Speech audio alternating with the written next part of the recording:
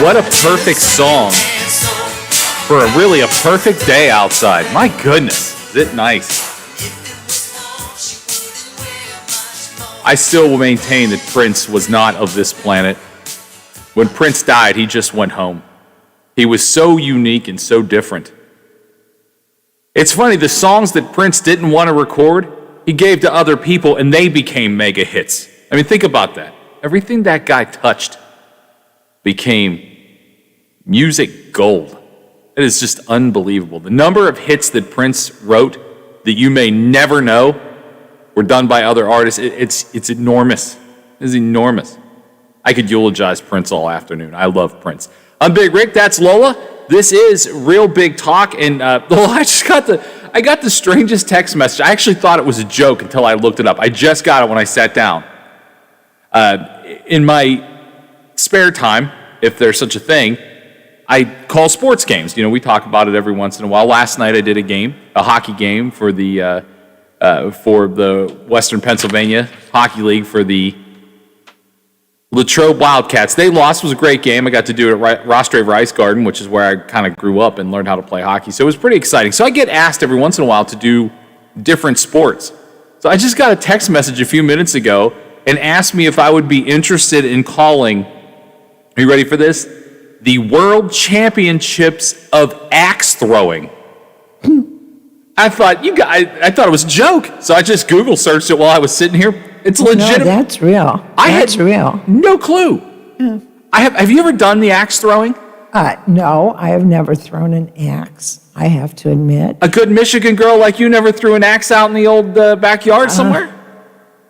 No, and that's kind of weird that we never did, at least hatchets. Yeah. You know?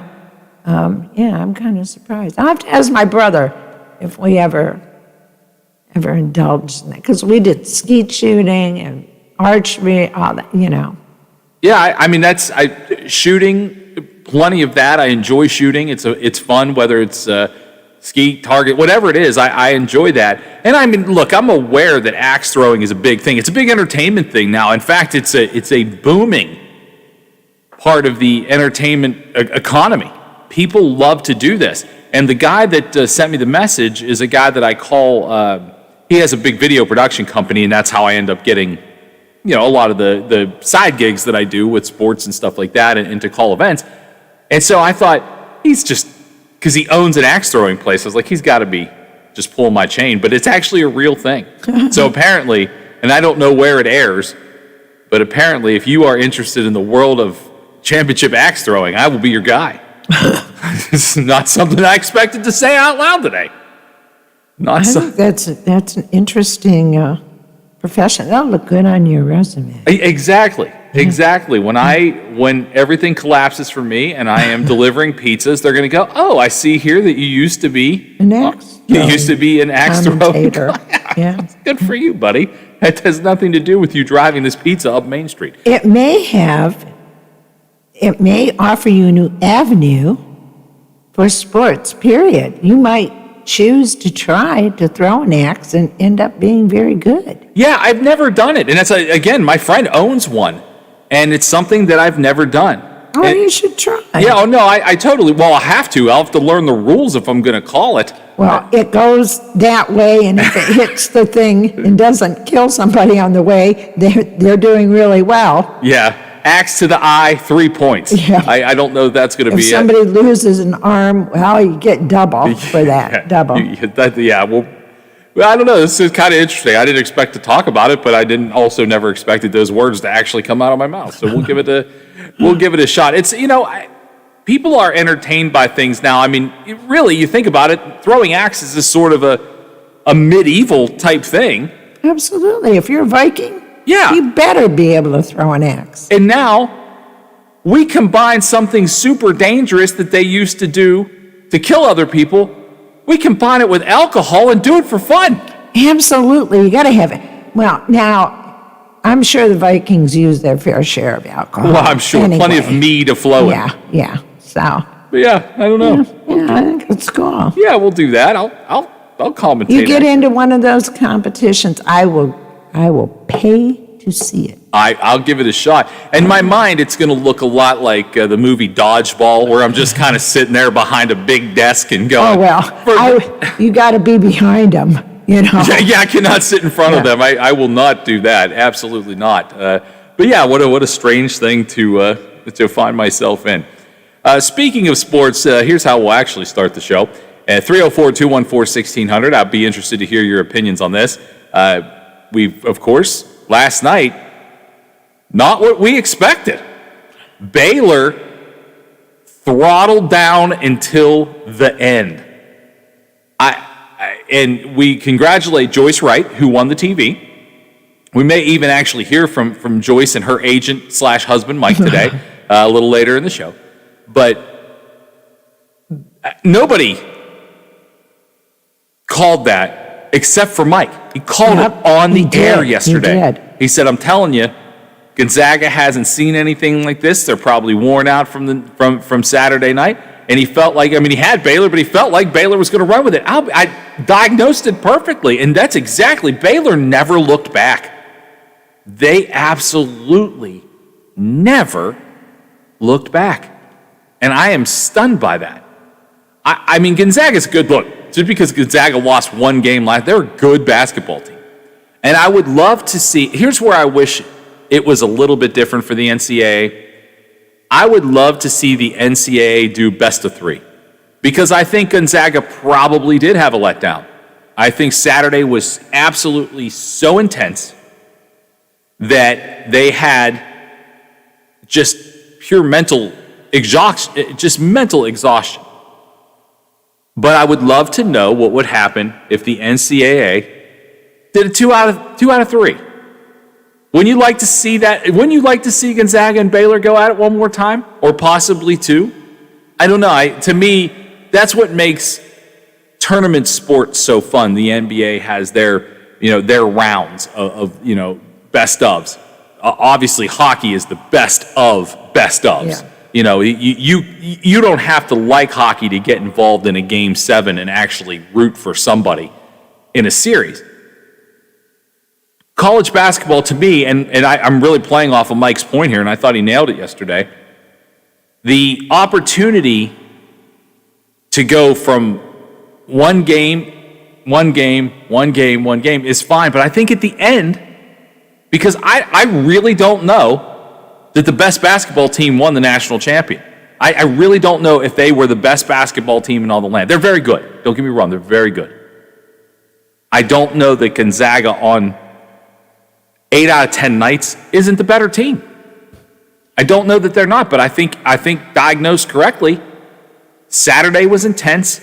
They were fighting an uphill battle to become only the 7th team to ever go undefeated in an entire season at 32-0.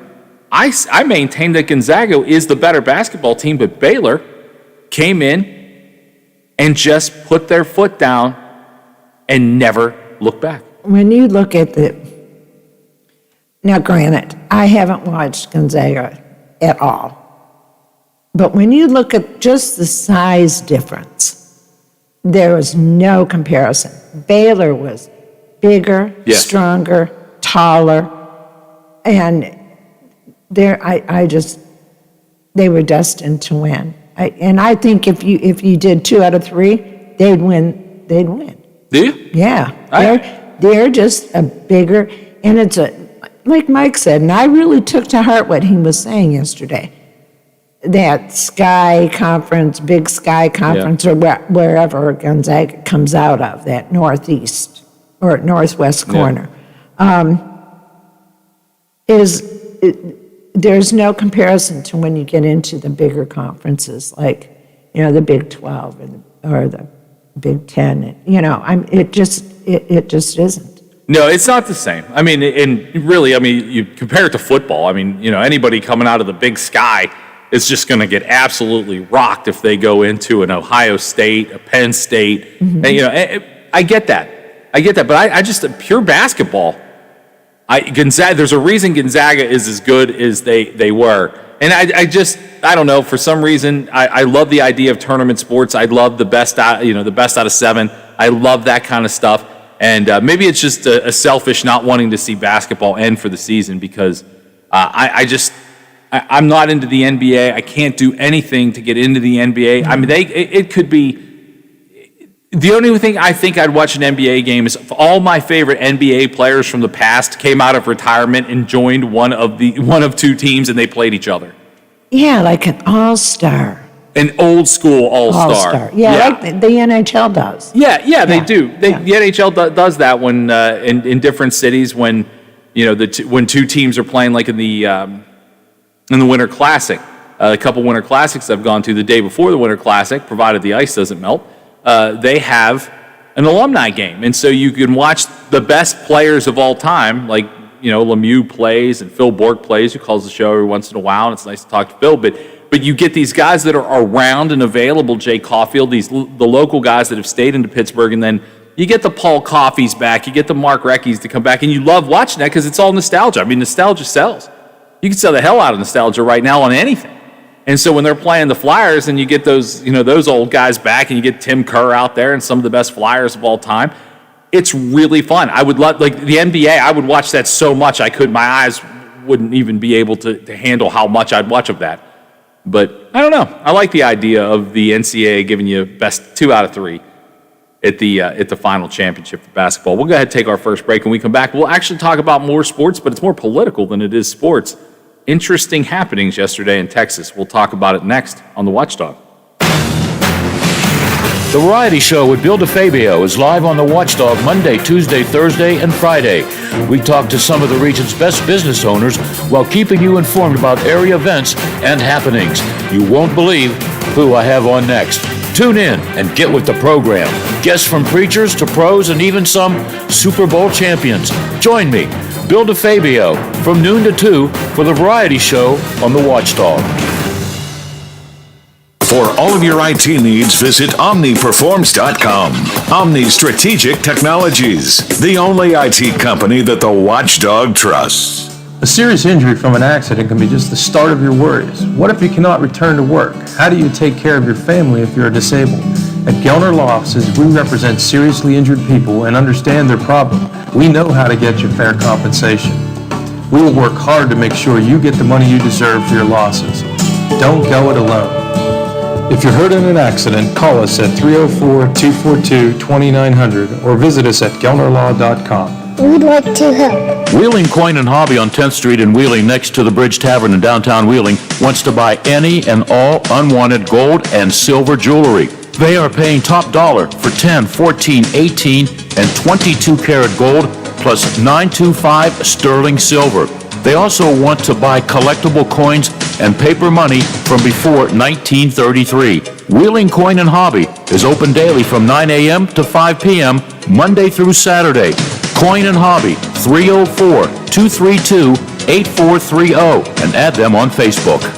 It's time we put a stop to a few things. Right now, the D.C. establishment has all the power. The For the People Act will stop that. Billionaires buying West Virginia's elections? The For the People Act will stop that. Politicians and their families getting rich while we pay for it?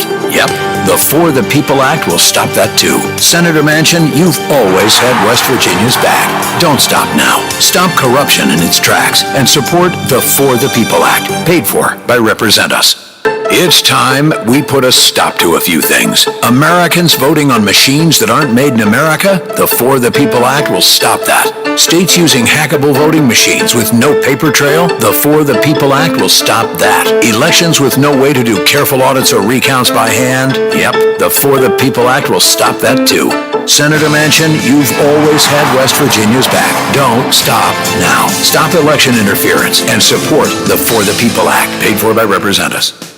CA House Music has all the gear to make your music legendary. With all the best gear including Fender, Epiphone, Yamaha, and more, CA House will have you rocking in no time. Get the most for your money with everyday low prices. And we meet or beat internet pricing.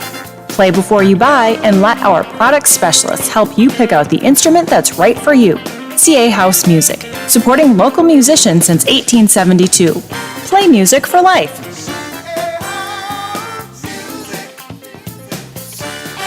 Paint? No, Paramount isn't just paint. It's the #1 paint in overall interior hide and stain resistance, providing the most advanced protection in just one coat. And now you can get that same outstanding protection with our new Paramount One Coat White. This first-of-its-kind one-coat ready mix white provides a beautiful white finish. You'll find Paramount paint exclusively at Menards. In third-party tests, interior paint claims versus super premium home center brands in eggshell sheen. Get 11% off everything now at Menards. Savings or mail-in rebate. See store for details. Catch Biff Leonard on the Watchdog Morning Show with Howard Monroe. Weekday morning, 7 to 10 a.m. Only on the Watchdog. Live and local talk radio. Just the way you like it. Oh, you're gonna take me home tonight. Oh, down beside that red firelight. Oh, you gonna let it all hang out. Fat bottom girls, you make the rockin' world go round.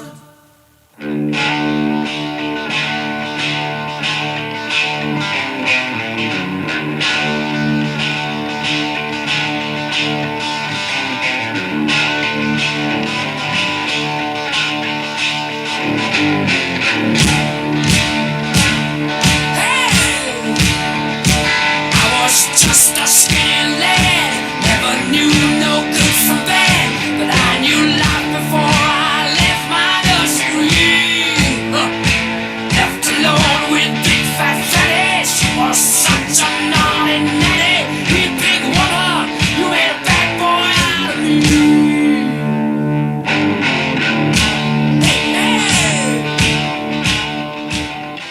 Welcome back to the Watchdog. I'm Big Rick. That's Lola. Real Big Talk continuing here. And this is news that looks like it's just breaking right now. And happy to pass this along to you from our news partners at WTRF. The Moundsville man missing for almost 24 hours has been found safely near the I-470 baseball fields. Police say Frank Ott was found near the creek by the I-470 baseball fields. Ott is now being transferred to Wheeling Hospital for medical attention. I guess it's WVU Wheeling Hospital now. But he crashed his car, as you remember, and they've been looking for him for the last 24 hours. Thankfully, he is found.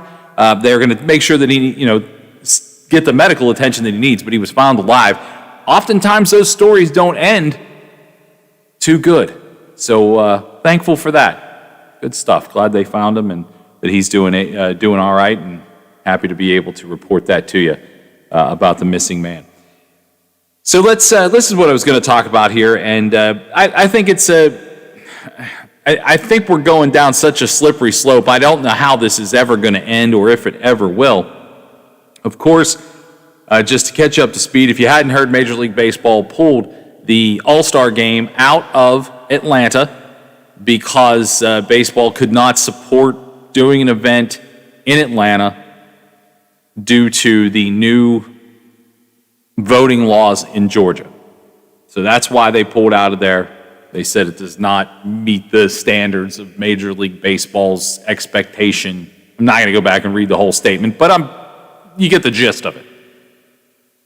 So yesterday we had the Texas Rangers open at home. 40,000 people in the stands yesterday for the Rangers. Masks required. Pictures show they were not worn in a great deal. Now, again, if you want to show people not wearing a mask anywhere, you can find that. Absolutely, you can go to the grocery store. Yeah, I mean, were the majority of people wearing them? I don't know. I wasn't at the game, but I can tell you this, a lot of pictures are surfacing with people not wearing masks. Also, it's a fair assessment that you cannot eat or drink if you have a mask on, and that's what you do at a ball game. So everything has to be taken with a grain of salt when it comes to, well, these people are unmasked. Well, you can't eat a pretzel through a mask. And that's why you go. Well, and that they were specifically looking for those type of photos. That's what I'm saying. Absolutely, that's what I'm saying. Yeah. Yeah, they want it. They want to stir that pot. So whether it's safe or not, I don't know. I'm not Fauci. I can tell you this. There was a ball game. There were 40,000 people there. And when they were eating and drinking, at least, they weren't wearing masks. What that will do down the road, we'll have to see. We'll get to some of those theories later as Ohio is also changing its laws. But here's what I found to be interesting. Texas Governor Greg Abbott declines to throw out the first pitch at the Rangers game yesterday, citing Major League Baseball's stance against Georgia voting laws. So here you have the governor of Texas, who says he will not participate in throwing out the first pitch because he's mad at Major League Baseball. Of course, that is yet another red state that probably going to, if they don't have similar laws now, down the road, they probably will. Here's a quote from Abbott. Major League Baseball adopted what has turned out to be a false narrative about the election law reforms in Georgia, and based on that false narrative, moved the Major League Baseball All-Star Game from Atlanta. It is shameful that America's pastime is being influenced by partisan politics, but also perpetuating false political narratives. This decision does not diminish the deep respect I have for the Texas Rangers baseball organization, which is outstanding from top to bottom. He also goes on to say that he will no longer participate in any event held by Major League Baseball, and the state of Texas will not seek to host the All-Star Game or any other MLB special events. That is from Governor Abbott of Texas. That's cutting off your nose to spite your face. Boy, you would think. You would think. Now, I get the, I say I get it with the preference of, I think it's all dumb. But I understand that right now, the All-Star Game being pulled out of Atlanta is a fresh wound. It's recent. It's recent enough that everybody is still pulling at their emotions and going, this is right, this is wrong, this is this, and this is that. However, in my opinion, and I've never been the governor of a huge state, but your lack of support for baseball in your town, and he said, look, the Rangers are still first class, I have nothing but respect for them. Well, 40,000 people went to a Major League Baseball game yesterday. And you could have been there celebrating the fact that you made that happen. Mm-hmm. Whether it's right, wrong, medically indifferent, I have no idea, but I can tell you this. Abbott said weeks ago, masks are off, full stadiums, game on, and then declines to go to the game. Now, being mad at baseball is one thing, but being in front of your constituents who you allow to gather in masses seems to me like a missed opportunity for you to celebrate what you are saying is the way it needs to be. Now, if you don't want to pursue Major League Baseball's All-Star Game or any special activities in the state of Texas, well, that's fine, that's up to you. But again, Loli, your point yesterday, which I think is still the point overall, what things like that do is help support your economy. You don't want the Major League Baseball game in Houston? You don't want it in Arlington? Well, I assure you, no matter how red any of the owners of the places around those ballparks may be, they would really prefer revenue, probably to anything right now. And so if you're going to just say, you know what, this organization, this big four sport in America is not for us here in Texas. It's not for us. Well, that means it's not for bars, it's not for restaurants, it's not for hotels, it's not for Ubers, it's not for other live entertainment around there. That's a lot of money. It's not for ticket takers, it's not for pretzel vendors, it's not for beer vendors, it's not for anybody. I get you can be mad. I get it. You can be mad, you can think that it was the wrong move for baseball to do.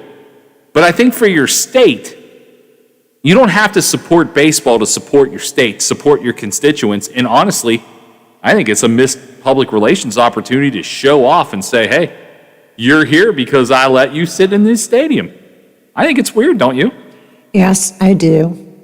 And it's kind of a thumbing your nose at things where they have now moved it to. Colorado has one of the easiest voting regulations there is. Everybody gets a mail-in ballot. They have 95% participation in elections. And so that's where they moved it to. One of the most liberal states when it comes to voting, and I'll be honest, I am not convinced that this new law is all that restrictive. Now, some parts are kind of ridiculous, and that was like a na thing, but I just don't, I think this has become so politicized. Oh, for sure. And it's really detracting from what they were actually trying to do. Now, we all know why they were doing it. They lost the election. They lost 2 seats in the Senate. We know. And I think the governor of Georgia was that was just tacky to sign that bill behind closed doors, with no public access. That was just wrong. If you're proud of that bill and you think that's the way your state should go. You do it with a camera on you. That's right. You do it in full openness and, not have somebody that just, now, we all know, but trying to get in there, a lawmaker, trying to get in there to see a law being signed, and she's arrested and taken to jail. Seriously, guys, and I mean that literally, guys, this is just not, it just smacks of that back room, cigar smoky atmosphere kind of thing that everybody knows has been going on in politics since time immemorial, but I don't know. No, I agree. I mean, if you're a lawmaker, make the laws in front of your constituents and be proud of what you've done. Yeah. Don't hide it. Yeah, I mean, look, what's good for Georgia may not be good for West Virginia, Ohio, or Pennsylvania, or Alaska, or anywhere else. I don't know. But I would maintain that if you are going to go out on a limb and you're going to say this is the way we want this participation to happen in our state, you do it in front of people. That's right. To me, the very backdoor nature of that implies that you're hiding something. If you're not hiding anything, and what Abbott said here in that little couple sentences that I read to you about boycotting the All-Star game, about how this has become a political and a false political narrative about the voting laws in Georgia, well, then it would have been done in front of everyone. Yeah. If it wasn't something to hide. Now, again, I have zero issue with people needing an ID to vote. That, to me, just sounds like peanut butter and jelly. I think that has been part of voting laws anyway. I do too. I do too. And so, but the idea of it being uber enforced, I'm totally fine with. If it's since been kind of a laissez-faire kind of attitude towards it, then yeah, I have somebody there. Make sure you got to have a legitimate ID to vote. That to me is, like, if you needed to pick up your mailer tickets, you needed to vote. I think that's probably fine. The idea of making it so very difficult for people to find the one box in their county that they can drop off that vote in, come on. Come on. I mean, you can have 3. I mean, bargain. There's 3. Zone out every part, 3 parts into every county and make 3. Make it accessible. And so, I don't know what the laws are specifically. I don't know how they read, but I know that they were all created and signed behind closed doors. And I know that it's created a huge shakeup in the United States to the point where a governor can't throw out the first pitch of a baseball game that's 1,500 miles away from the place that everybody's mad at. That, to me, seems like we may have been taking this a bit too far. I'll tell you where the GOP is going to really run into problems. And corporate America. A lot of Fortune 500 companies have now signed a letter against this Georgia bill and the other states that are trying to change. And we haven't heard what the changes are in these 40 other states, but there are changes trying to be made. Mitch McConnell comes out with, corporate, I better be careful because we have ways of dealing with you. So, what the hell is going to happen? the corporate structure that the GOP has always firmly stood behind is kind of turning on, it's like the dog that bites the hand that fed them. This is just getting ridiculous. It is. It really is. And we need to take a break, Rick. I hate to let's bust do it. this up. But No, let's take a break. And we'll come back. We'll get to some different topics. We'll take your calls, 2-304-214-1600. This is The Watchdog. The Metro News Update is brought to you by Thomas Auto Centers, Mall Road, St. Clairsville. Get the best deal at Thomas Auto Centers. West Virginia Metro News, I'm Chris Lawrence. Senator Joe Manchin is again a pivotal figure in the future of a key White House program, this time the president's infrastructure plan. President Joe Biden unveiled the plan last week. The American Jobs Act includes $2 trillion toward infrastructure projects and revenue generation by overhauling some tax laws. This includes increasing the corporate tax rate from 21% to 28%. Manchin not supportive of such a large increase. He adds the country needs to pass an infrastructure bill, but also needs to fund it through appropriate means. We can't continue to throw caution to the wind, and both sides, the Democrats and Republicans both, have been irresponsible in the financial responsibilities that we have for our country and our future generations. The corporate tax rate went from 35% to 21% thanks to the 2017 tax law. Manchin opposed that measure. I'm Alex Thomas, WVMetroNews.com. Deadline nearing for the legislative session and still no consensus on how to eliminate the state's income tax. There are three competing versions of bills to do that, the House, the Senate, and the governor's plan, and that matter was the topic of a discussion at a summit Monday, but that produced no agreement. Governor Jim Justice stressed people will know this is going to hurt them and they won't be quiet about it. If we don't come out with a way to give them these tax rebates to keep them cash positive, you're going to have an avalanche of the vote. Justice adjusted his position with some changes in his tax proposals. You're listening to Metro News, the voice of West Virginia. U.S. Centers for Disease Control and Prevention indicate they are willing to meet with Kanawha County public health officials to have a look at local concern about the high rate of HIV. The agency recently indicated Kanawha County has one of the highest concentrations of HIV occurrences in the country, something county officials want to know more about and how that figure was calculated. The County Commission on Monday sent letters of request to Senators Joe Manchin and Shelley Moore Capito. Manchin indicates his request was quickly received and the CDC wants to get together. From the Metro News Anchor Desk, I'm Chris Lawrence. AutomotiveMap.com presents the Sports Flash, powered by The Score on The Watchdog. I'm John Thayer.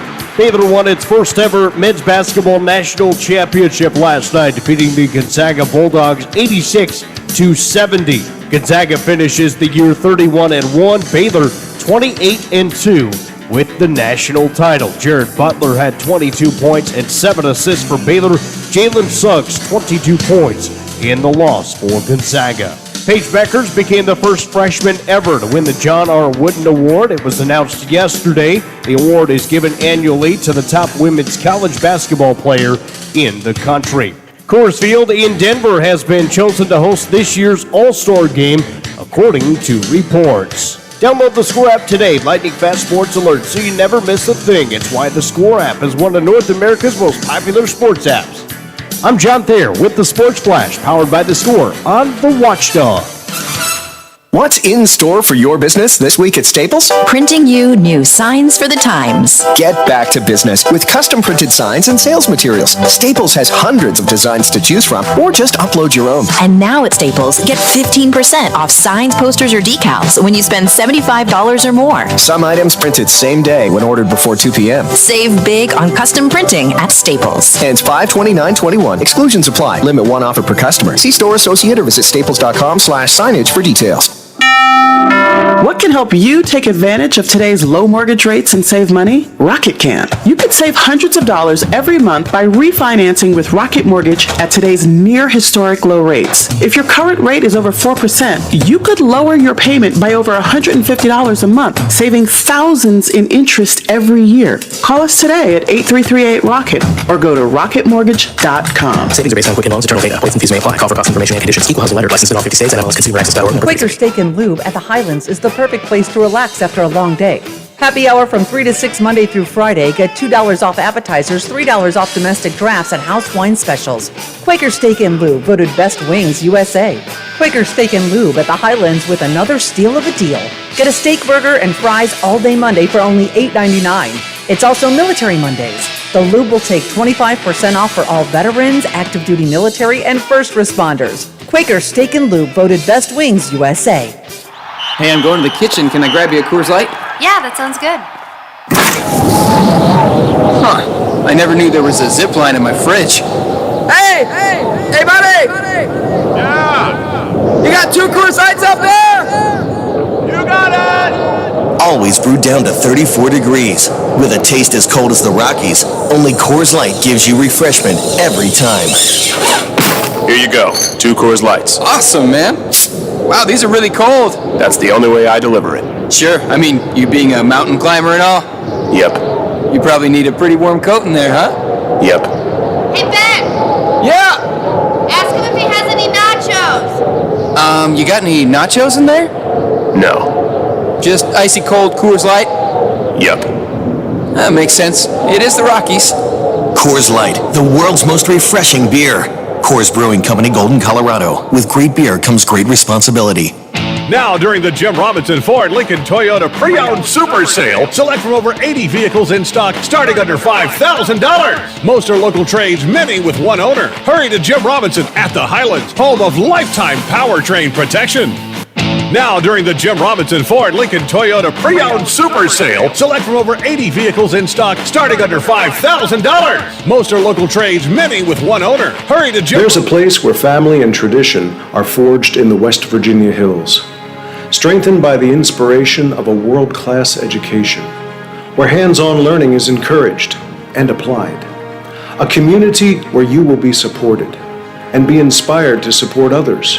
An experience that is more than just a university, it's a place you'll call home. A legacy you'll leave for generations to come. It's all here at West Liberty University. The Variety Show with Bill DeFabio is live on the Watchdog Monday, Tuesday, Thursday, and Friday. We talk to some of the region's best business owners while keeping you informed about area events and happenings. You won't believe who I have on next. Tune in and get with the program. Guests from preachers to pros and even some Super Bowl champions. Join me, Bill DeFabio, from noon to 2 for The Variety Show on the Watchdog.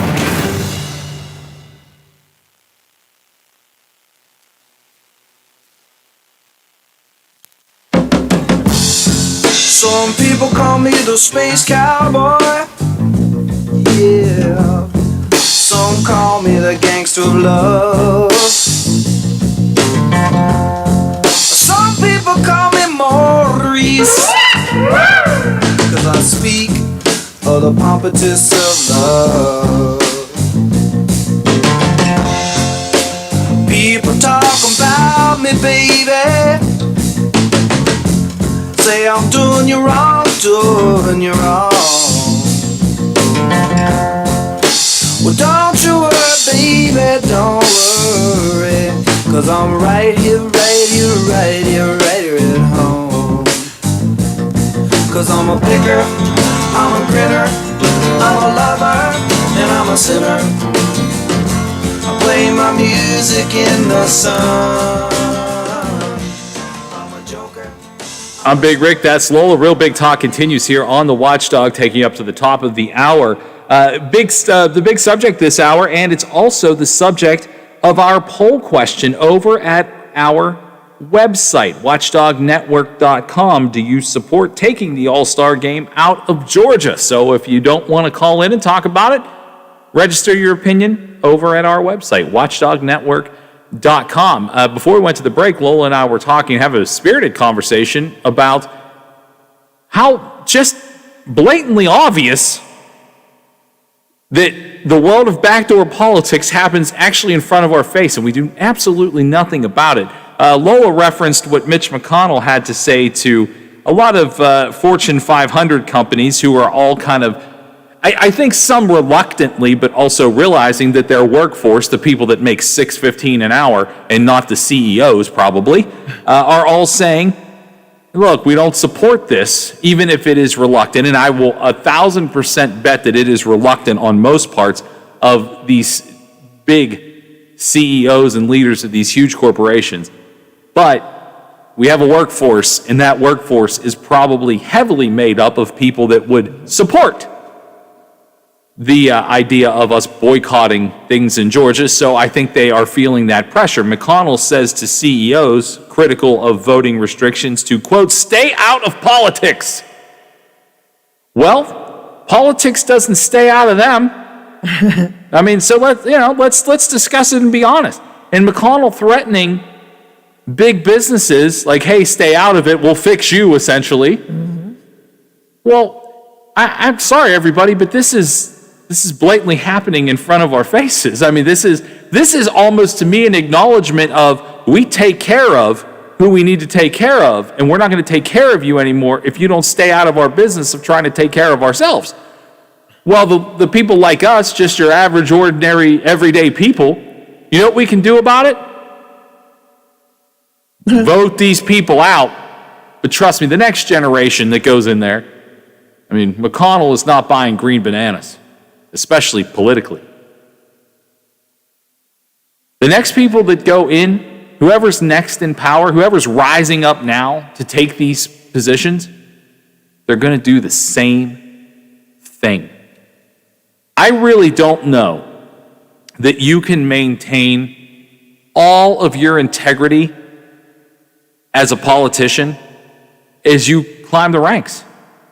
As you climb the ranks, the temptation, I mean, people are only human. The temptation of a better life, a bigger opportunity, more money, little kickback here and there. Look, it exists. If you think humans are above that, you're crazy. How do you get where you get? Anybody that climbs to the top of anything has stepped on the back of someone else to get there.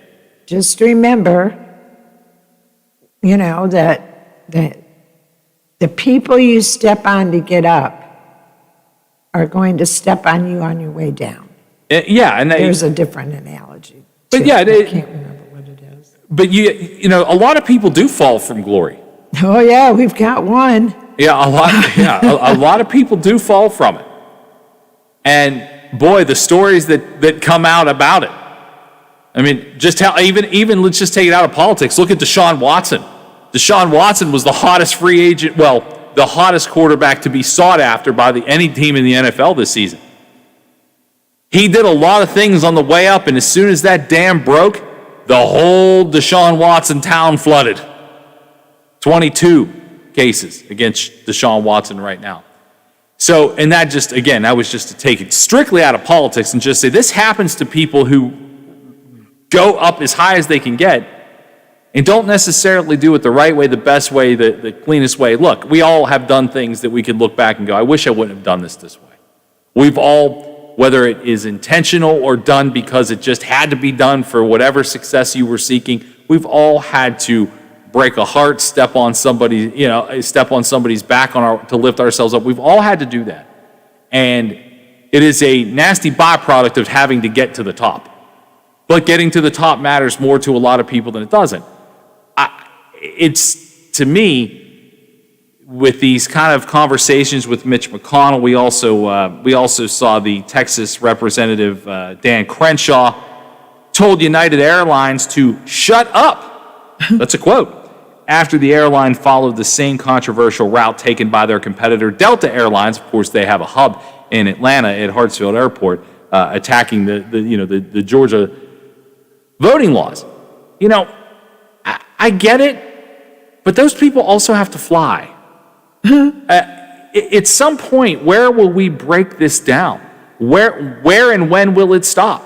Again, if you want me to believe that Delta Airlines and United Airlines CEOs and all their hierarchy absolutely care about this, you would never convince me of that. And I'm not saying they're bad people. I'm just saying you just wouldn't convince me that this is a thing that they want to care about. But when they go through their airports and in their hub cities and get on their planes, they notice that everybody on those planes and working on the ground and ticket-taking agents, people moving suitcases, a big chunk of their workforce are minorities. And they realize that these companies don't go forward and the airlines aren't doing the best we've ever seen them do right now. They can't have everybody get up and walk away. They can't have people taking a moral stance. And again, this isn't me preaching about it. Feel about it however you want.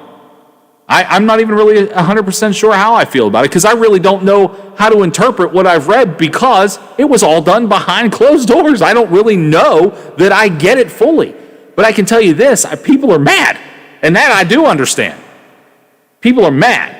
And when people are mad, you have to look at where does this flow to? Well, in the case of money, because to me, everything is a money trail.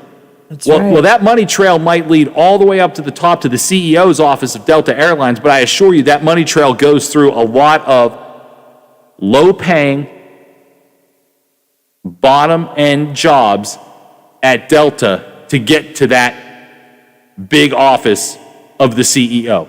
And when you look at who is on that trail of low-end jobs that put the suitcases on the plane at 3 a.m. while it's raining outside, that take those tickets at, you got to be, if you work at the airport, you got to be up at like 4 a.m. if you're going to be there to work that first flight. Those people, a lot of those people, are not in favor of these laws in Georgia, regardless of their color, race, or anything else. And that's why they have to do this. And now they have huge Republicans telling them we're going to fix you. Threatening them. We're going to fix you. Yep. Stay out of it. It's called extortion. Well, I mean, that's the thing is, I don't know what it's called, but it looks to be legal, or at least something that nobody's looking to stop. I mean, I honestly don't think the Biden administration even gets involved. I think they just watch it play out. Play out.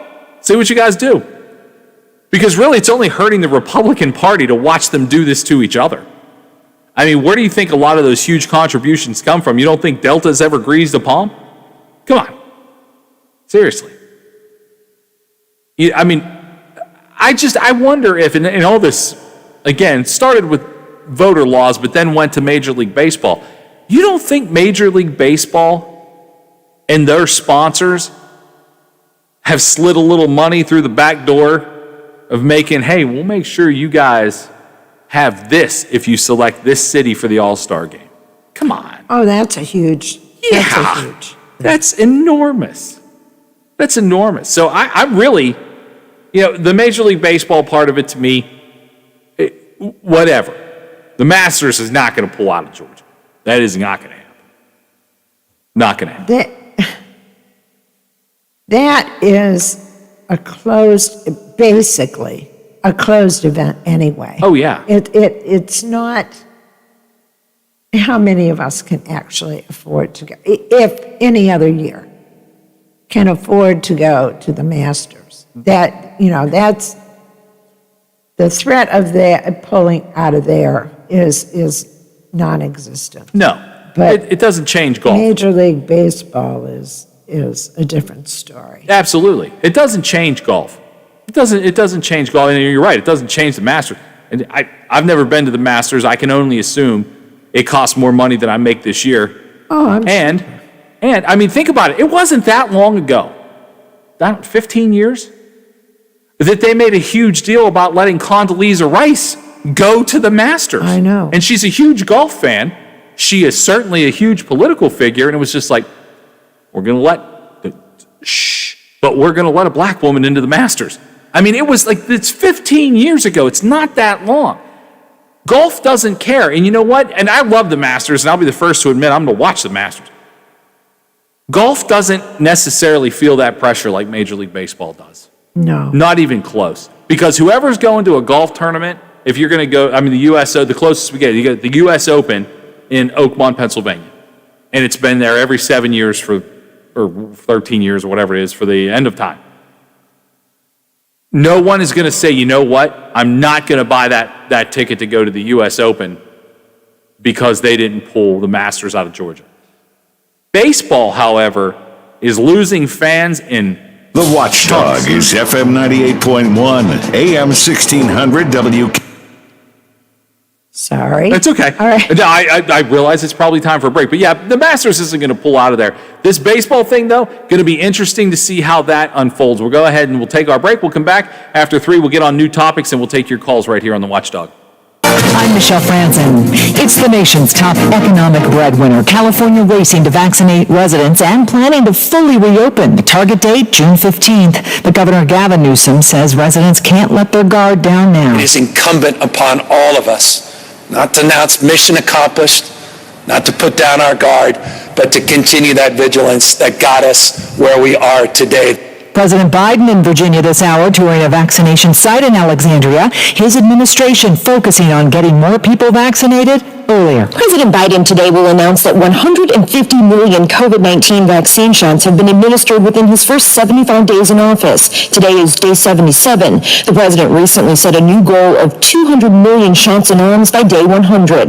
The president will also announce he's moving up his timeline by 2 weeks for states to make all American adults eligible to get a COVID vaccine. The new date is April 19th. Karen Travers, ABC News, Washington. In Minneapolis, the trial of former police officer Derek Chauvin is back in session after recess. Chauvin is charged with murder in the death of George Floyd.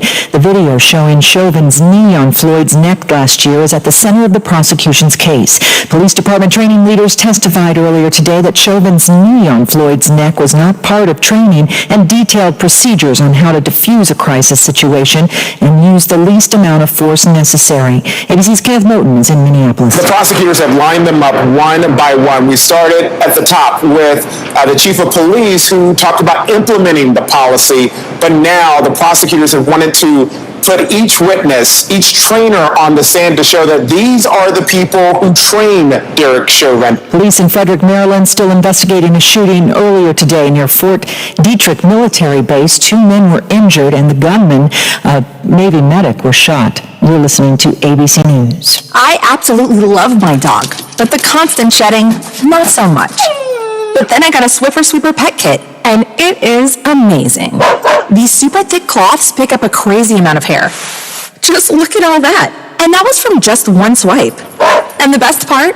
Sweeper's so much easier to maneuver than a broom or a vacuum, easily getting around chairs and under the couch. You're right. Now I can focus on you, not your shedding.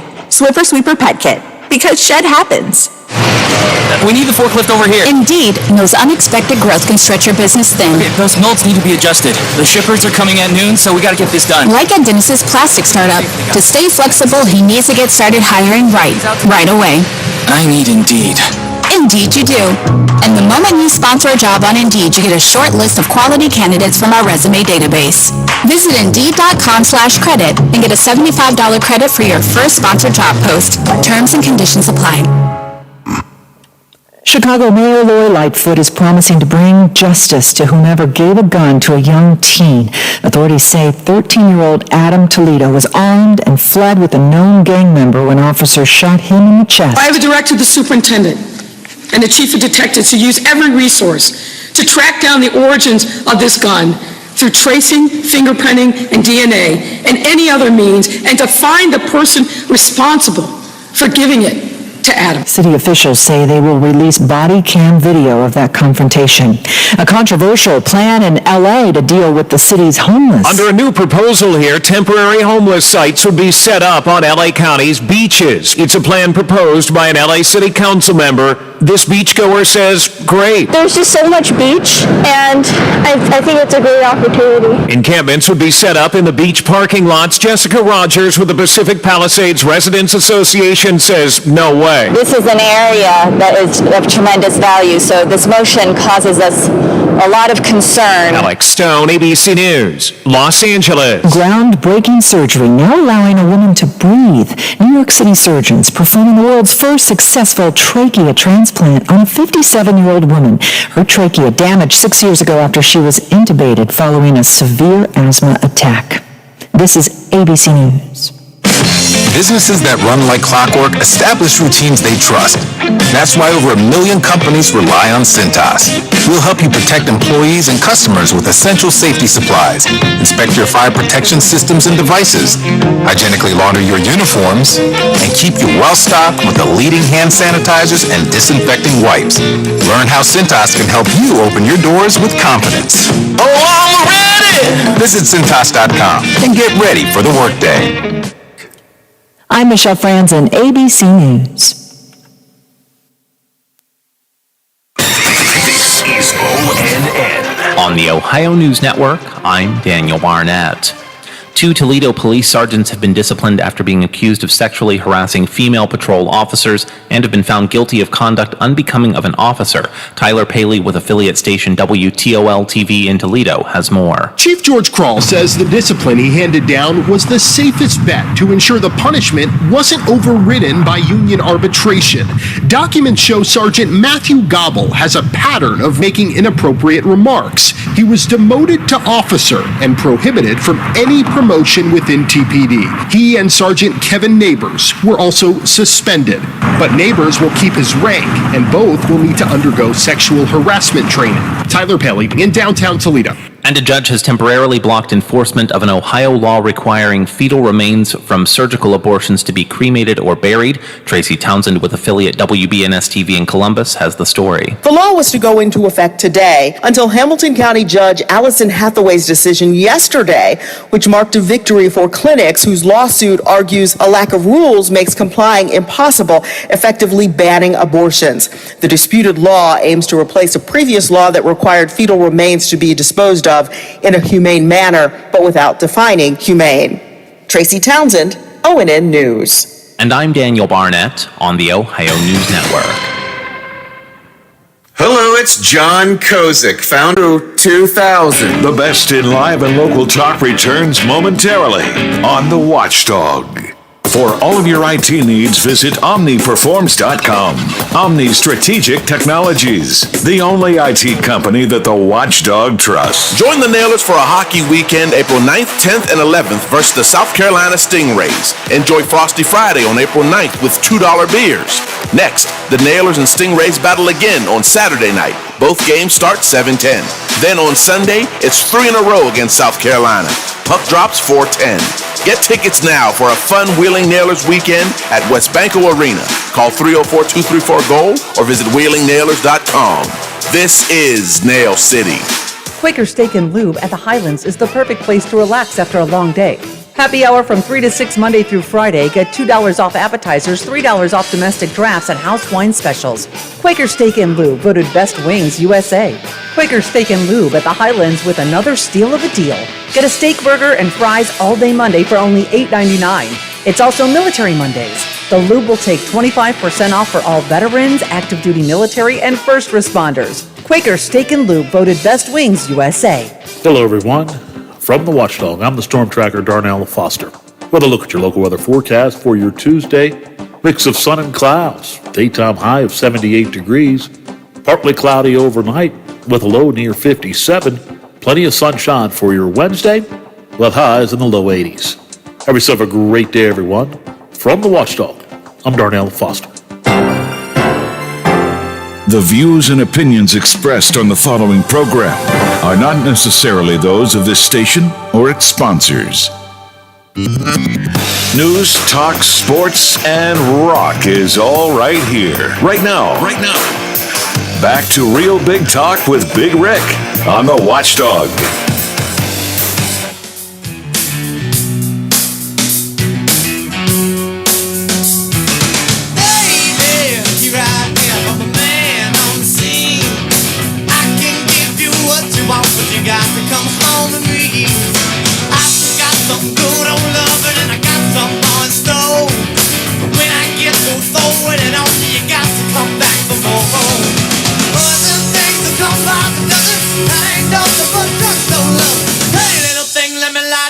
Cause the mama, I'm sure all the hand and I just around.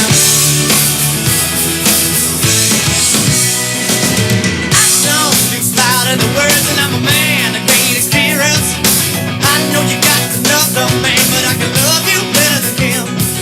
Take my hand, don't That song may have been redone 100 times, but I dare you to find anybody on the planet that hasn't heard that version of it, the Black Crowes. I'm Big Rick, that's Lola. Real Big Talk continues here on the Watchdog, and since it's such a nice day, and I feel like I'm in a great mood. I was really rushed around today, but I'm still really in a great mood. I want to put somebody else in a great mood. Again, congratulations, somebody we know is in a great mood. The Wrights, picking up the old 55-incher from the contest we did with March Madness. Congratulations to them. Thanks to everybody who participated, and certainly thanks to West Liberty University for allowing us to be a part of that, sponsoring this fine event, and we're going to make somebody's day. They say they're coming in to collect their winnings and talk to us about it by the end of the show today, so we're looking forward to that. But let's make somebody else's day, something easy, simple, and right here in town.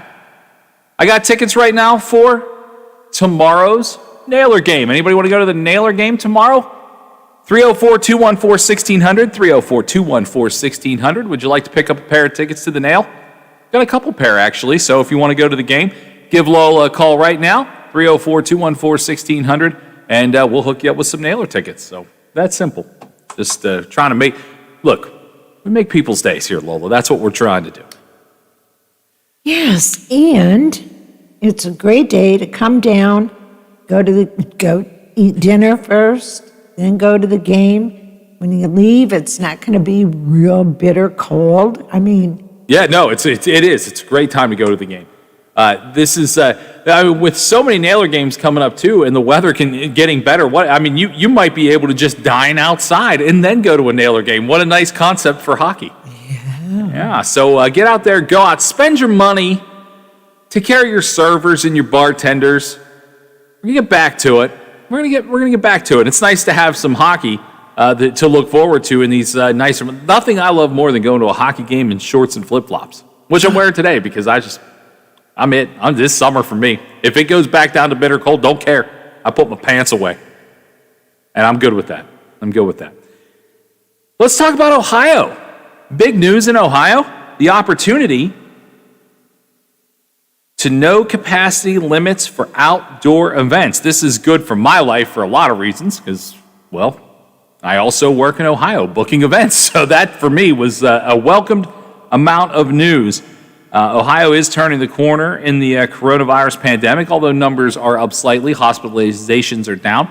Death total is going down, and this variant is worrisome, and I get all of that. But Ohio is all right. We've got somebody called in. Yeah. Going is all right. Yeah. All right. So we got them printed out right here. If you know what, I actually have two pairs. So if anybody else wants to go, give Lola a call. We'll actually give away 2 pair of tickets to tomorrow night's game if you want to pick those up. But yeah, so Ohio is off to this is a good start for summer. Reading what DeWine had to say about all of it. There was going to basically be no longer any capacity limits to outdoor events, but you still have to follow the guidelines, wear the mask, and keep social distancing. Right now, stadiums in Ohio are they're filling to about 30%. So how that will change, I don't know. I mean, I would imagine there are people at every stadium that have to figure that out, how to safely keep groups of 10 or smaller 6 feet apart from one another. So that'll probably lead to some interesting math. But it is good news nonetheless for Ohio, because you think about it, Ohio State football fans may just actually bum rush the horseshoe if they can't go to the first game of the season. By September, everything will be opened up. I'm sure of it. That would be great.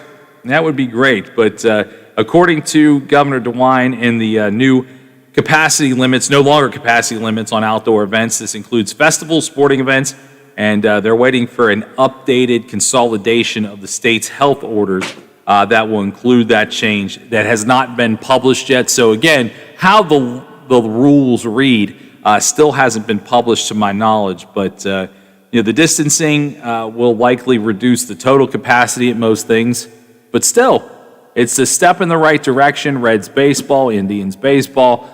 Like I said, you have Ohio State coming up here in the fall for football. That's the thing. I think we'll get through summer because outdoor is so likely. I mean, we need to spend more time outdoor. We all could use vitamin D. I mean, there's no doubt about that. But I think that if people could get entertained somewhat over this summer outside, I think when we eventually go back into colder weather, I think we'll be back to the opportunity to fill up bars and restaurants, to watch sporting events together.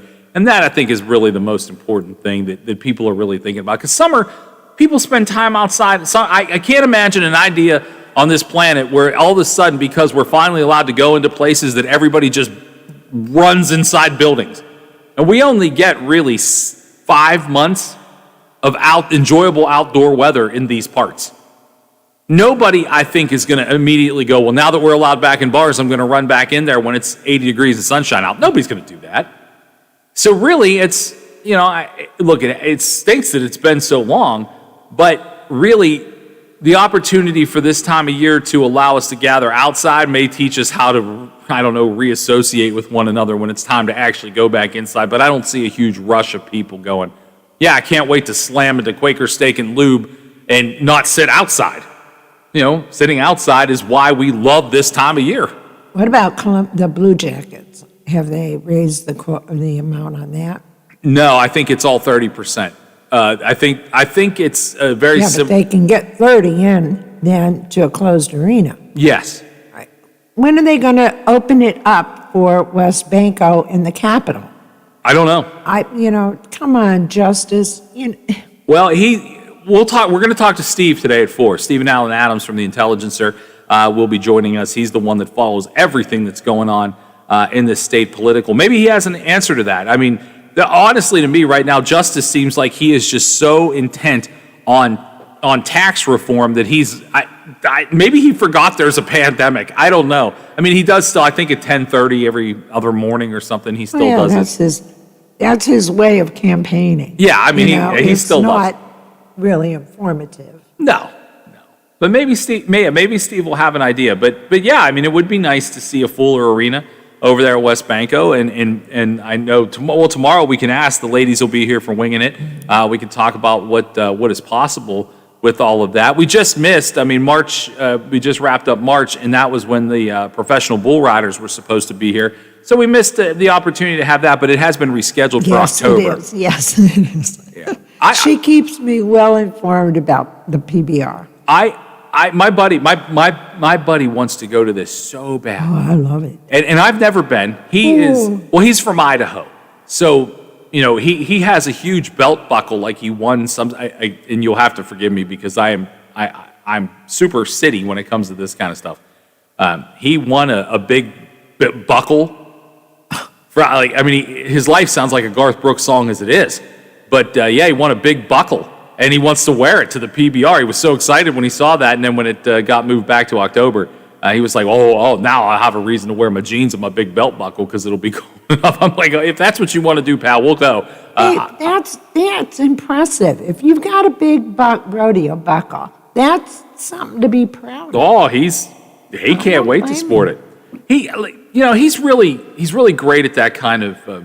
To me, it's a chameleon thing. Like, if we go to the PBR, which he wants to go, so I'll go with him. I have no problem with that. Oh, I'll be there. Everybody will be there dressed appropriately. I will be dressed like this, with camo shorts, flip-flops, a stupid hat on. Everybody else will actually look like they belong there. And he will too. But he can go anywhere and look the part. I can't. I stick out like a sore thumb. It's like, oh, that guy's definitely not PBR material. They look at me and they know. See, they've already told me I get to get in the cage in the middle of the arena. Are you gonna? Yeah, you get in the cage and the bulls are all around you. Are you serious? You're gonna get to do that? Absolutely. That's awesome. Oh yeah, I know people. Yeah, you do. You've got friends in high places. But hopefully West Virginia will. And normally what we've seen is DeWine does something and then Justice turns around and does it too. Yeah. So we could be seeing these restrictions lifted in West Virginia coming soon. I know that a lot of my musician friends in the state of West Virginia. I rejoiced when you were allowed to actually sing in bars and in restaurants. So, so those things have started to happen. So, again, normally if DeWine does something, and I'll say this, I think DeWine is a pretty good governor. I think he communicates very well. I think he has the best interest of his state and his people in his mind when he makes a decision. I really, out of all the, because we've been exposed in this last year to governors we'd never know anything about. I mean, really, would I know anything about Abbott in Texas? No, because I would never pay attention to Texas, but we've all been inside. Everybody's laws have been different. Their rules have been different. And so we see governors that we normally, like the only ones should even have any interest in are DeWine, Justice, and Tom Wolf, because these are the places I operate. But when you really got to see how DeWine has handled this entire pandemic, and I know this might not be popular with our Ohio friends that are listening, I think he's done a pretty great job. There's no playbook for what just happened or what is continuing to happen, in all fairness. There's no playbook. But I thought he was really out of, certainly the three of them, and I'm giving Justice credit for putting the right people in the right place to combat COVID-19 and get the vaccine rollout. I will not take that away from him in any way. But I don't know, out of the three of them, Justice, Wolf, and DeWine's the one that I believe the most. He's been leading the way. Yeah. Yeah. Yeah, I think he's done a pretty incredible job. So this being an opportunity for Ohio to expand a little bit and have outdoor gatherings as long as they're safe, as long as you're masked, I actually believe that that's probably a fairly safe thing to do because this is a guy I actually trust. Mm-hmm. I agree. Yeah, no, I think he's done a bang-up job. We'll go ahead, take a break.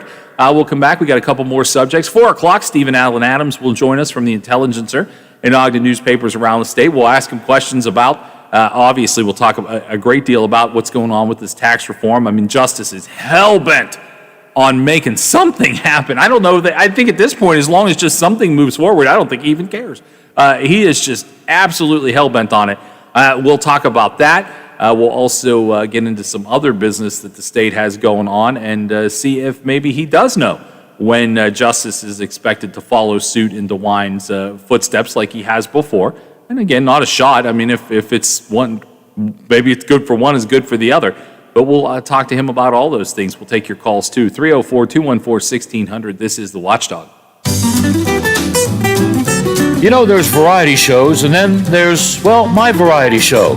I'm Bill DeFabio, and I bring you the best variety talk in the Ohio Valley, quite possibly the world.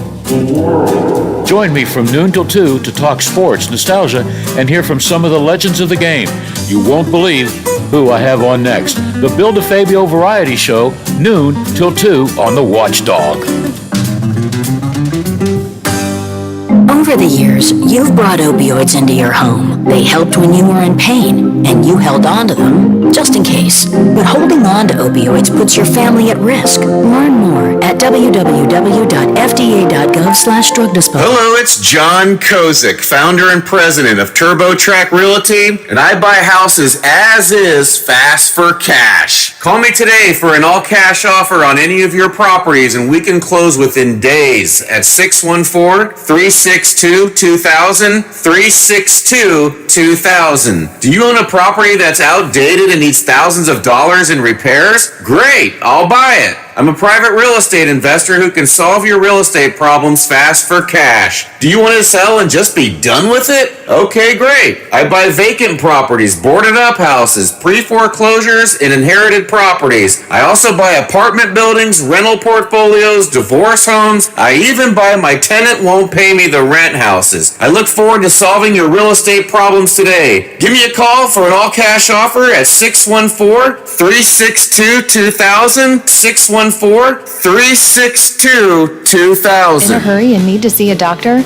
The Woodsdale Health Center and Walk-In Clinic is located across from Little Caesars on National Road. Open 7 to 7 Monday through Friday. Patients can receive primary care, treatment of minor illnesses and injuries, wellness visits and physicals. There's also a lab draw station open from 8 to noon weekdays. A division of Wheeling Hospital, the Woodsdale Health Center is led by family physician Dr. Michael Wilson. Call 304-234-1971. They'll take good care of you. Oh, there's something so real about living local, and I know without a doubt I'm not alone. And I'm loving living local. There's nowhere else I'd rather be. Said I'm loving living local. WTRF is working for me. The Ohio Valley is where I love to be. Follow us on Facebook for the latest news, show updates, podcasts, alerts, and live video streams from the Valley's only network dedicated to local, community-driven talk radio, The Watchdog.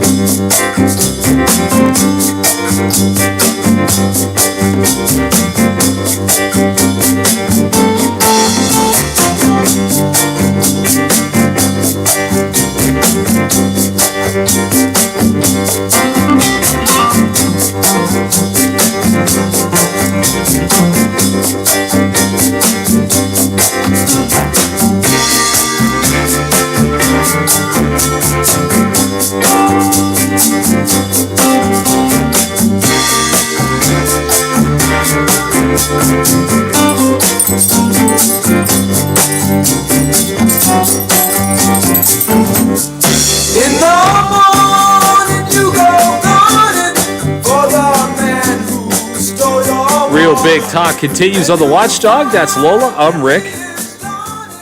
We welcome you to call us 304-214-1600, 304-214-1600. Also, we do have another pair of tickets if you want to go to see the Nailers tomorrow night. The home game is happening at West Banco Arena, and if you want to go and check it out with a friend, check it out with one of your kids, whatever, we'll hook you up with a pair of tickets, 304-214-1600. Give us a call now, and we will take care of you. Quick programming note, also tonight, we got Wheeling Central at Brook. That's going to be on WKKX. And then Magnolia at John Marshall is going to be on WVLY. So plenty of high school basketball tonight here on the Watchdog, both frequencies.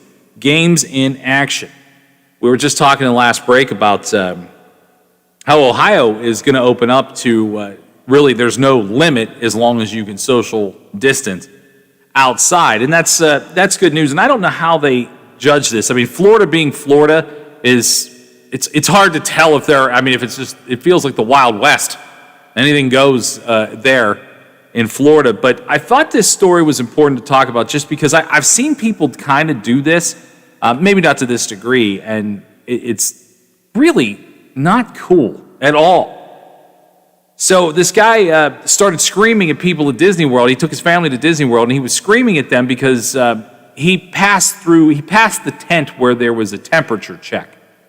And I mean, I don't know how many places you guys go, but like when I go to see my mom, if I would go and escort her to a doctor's appointment, there's like these little screens you have to stand in front of and get your temperature checked. And you know what? To me, it's not that big of an inconvenience. You know, maybe it's just me. Maybe I'm just a little, more laid back than I used to be, but it's just you stick your face in it and they take your temperature. It takes 10 seconds or less really. So this guy skips the temperature check at one of the restaurants he was going to at Disney World and he gets absolutely sideways. And when they asked him to, hey, can you go back and get your temperature checked, loses his mind. Now, these are people working at Disney World. And they're kids. They're kids. They're kids. They're, in some cases, retirees I've seen working there, just kind of doing it to be outside, be active, be social. But for the most part, they're not incredibly high-paying jobs. They're kids. They're working their way through. I have a friend that works at Disney World, and she's worked her way up at Disney World, but same thing. I mean, she went there because she wanted to do that, and if you want to do that and you're from around the country, there's programs they have that they'll like house you and give you the chance to live there. They do it at Cedar Point too, but Disney does a lot of that stuff. And so, again, you have kids working there. Kelly Sills from Baton Rouge, he was arrested after he refused to get that temperature check. And then instead of just saying, you know what, I'll do it, or you know what, I'll leave, because they asked him to leave because he caused such a scene, he started yelling at them and says, because they said, sir, you're trespassing. You're on private property and you're refusing to follow the rules. And he said, you can't trespass if you're paying $15,000. And there's a video of him acting a fool if you want to make sure that you tune into that one. Where is the line? You know, the entitlement of I've paid, I understand to a certain degree. But places that you pay to go, they have rules, they have laws, they have guidelines, whether it's pandemic time or not, that you have to follow. When you buy a ticket to a Penguin game or to a concert at an arena, oftentimes printed on the back of your ticket, now that we buy so many tickets online, it's just printed there in the bold, the fine print, but also some of it is bolded out, that there are certain things you're agreeing to by actually agreeing to buy this ticket. And if you break those rules, if you go to an arena and you break those rules, and oftentimes the profanity one, you're given a chance or two before you actually get tossed. I mean, they do everything they can, in my opinion. Arenas and stadiums, they do everything they can to not throw you out. Because really, if it was a zero tolerance policy, Steeler games would end with half the people they started with. I would take my mom to Steeler games and I'd hear words that, made me blush. I can't imagine what they did to my mom. But what is the line? If you're going to pay $15,000, I'm not doubting this guy paid $15,000 for a Disney vacation. That is not cheap. It is not cheap. How entitled are you to say this is what I'm going to do with myself? Especially in Florida. I think the Florida part of it adds to the confusion. Because it's like, well, Florida is a free-for-all, open for business, don't have to mask. You never had to mask up in Florida. You never had to. People did, but often people didn't. So I think maybe the Florida part of it adds a little bit to the confusion, but none of this, I don't care if you're paying $15,000, I don't care if you're paying $5 to go somewhere. You're not entitled to treat people like trash. You're not entitled to treat people. In this video, this guy is just absolutely trashing these people. Are just all they want to do is get his temperature taken. When we start to move about, and the reason I'm trying to tie this all in with what's happening in Ohio and likely going to happen in West Virginia any minute to the next couple of weeks, is the laws on people being gathered outdoors are going to probably go away. And when you buy a ticket to whatever you want to go to, and probably someone either younger or older, someone doing it as a part-time job or their first or second job moving up into the world, is going to have to say, I'm sorry, sir, can you put your mask back on since you're not drinking or eating? I've seen it happen at West Banco, and I'll tell you what, the people at West Banco are sharp about it. Yeah. They are sharp. I have no problem going or sending people to a game at West Banco knowing that they absolutely are following the rules. But I think as these restrictions ease up, the license, at least the perceived license that people are going to have to treat other people like garbage when they try to enforce these rules, I think is going to be amplified by 100,000. I do too. And I'm really concerned about that because everybody's just trying to, at this point, we're trying to get back on our feet. And Ohio's about to open up all this opportunity to go to festivals and fairs. I know that, Blame My Roots Festival happens in Ohio. We're going to have things going on right here in downtown Wheeling that probably will come with some restrictions. Mask wearing may be one of them. Of course, if you're not eating or drinking, we get the Blues Fest. Which is generally free, right? No. Okay. No. So what the Blues Fest is one of the few ones that you have to pay for. But I guess what I meant to say is most of the entertainment, almost everything is all free. All the other festivals are free. Yeah. So you're going to have people who are a lot of times volunteers that are trying to enforce these rules to make sure that these things happen safely. The license to be a jerk doesn't launch when people are allowed to gather. And I just hope that people realize that. Yelling at somebody who's a volunteer saying, I don't have to do this, well, they don't actually have to do it either. They're trying to give you a good time and probably not even get paid for it. No, and you don't have to be there. Yeah, exactly. If you don't want to follow the rules, don't go. It's that simple. It's. I keep equating all of this to no shirt, no shoes, no service. Every place has the ability to set the standards that they want followed. It's like when you go to a nice restaurant and they give you a tie because you don't have a tie on, that's part of their rules. And if you go and you have to do it, these people that just assume that they are above all the rules. They don't have to follow them. This guy was at $15,000. Now, you know damn well that when he went to AAA and he bought that $15,000, what was it, $1,500? 15,000. Okay. He is an idiot. But, when he went there and booked that trip, he was given the COVID rules to follow. When I booked my vacation, they're all right there on the website. This is what you have to do. These are the rules you have to follow. Don't be a moron. You knew what you were getting into. Yeah, I know. I have no tolerance for stupidity, and that just... me either, and I just, like I said, I'm just, I guess maybe more when I saw the story, and seeing that Ohio's about to open up, my hope is that everybody understands that if somebody tells you to get your temperature taken or wear a mask or whatever the policy may be that they have to enforce, don't shoot the messenger. Yeah. And that's what I'm really concerned that as we do get back to things, and again, I spend my whole life planning things, whether it be this show or an event or anything else, and I think to myself, what am I going to have to tell somebody if they call here and say something inappropriate, if they show up to something that I've planned and they're acting inappropriate or not following rules? I guess I'm so happy about the thought of getting back to something that feels normal that I will do whatever you tell me to do. Yeah. Hey, Rick, wear your mask. Okay. All right. Yep. Maybe I don't take my freedoms and liberties serious enough, but that's how I feel about it. I'll wear my mask to be able to go watch the Reds and Pirates play. I'll wear it. This isn't about freedom and liberty. No, it's not. It's not, but that's what you'll hear. Well, I know. Yeah. And again, I don't suffer fools lately, so... I know. I understand. All right. We'll go ahead and take our break. We'll come back and we'll get into a couple more topics when we get to the 4 o'clock hour. Stephen Allen Adams will join us from the Intelligencer. We'll talk West Virginia politics right here on the Watchdog. The transfer portal giveth and taketh away. Hi, everybody. I'm Tony Caridi. That story coming up on today's Mountaineer Report, brought to us by Kroger. Did you know that 1 in 8 Americans struggle with hunger? Yet more than 40% of the food we produce is thrown out. At Kroger, we know we can do something about this.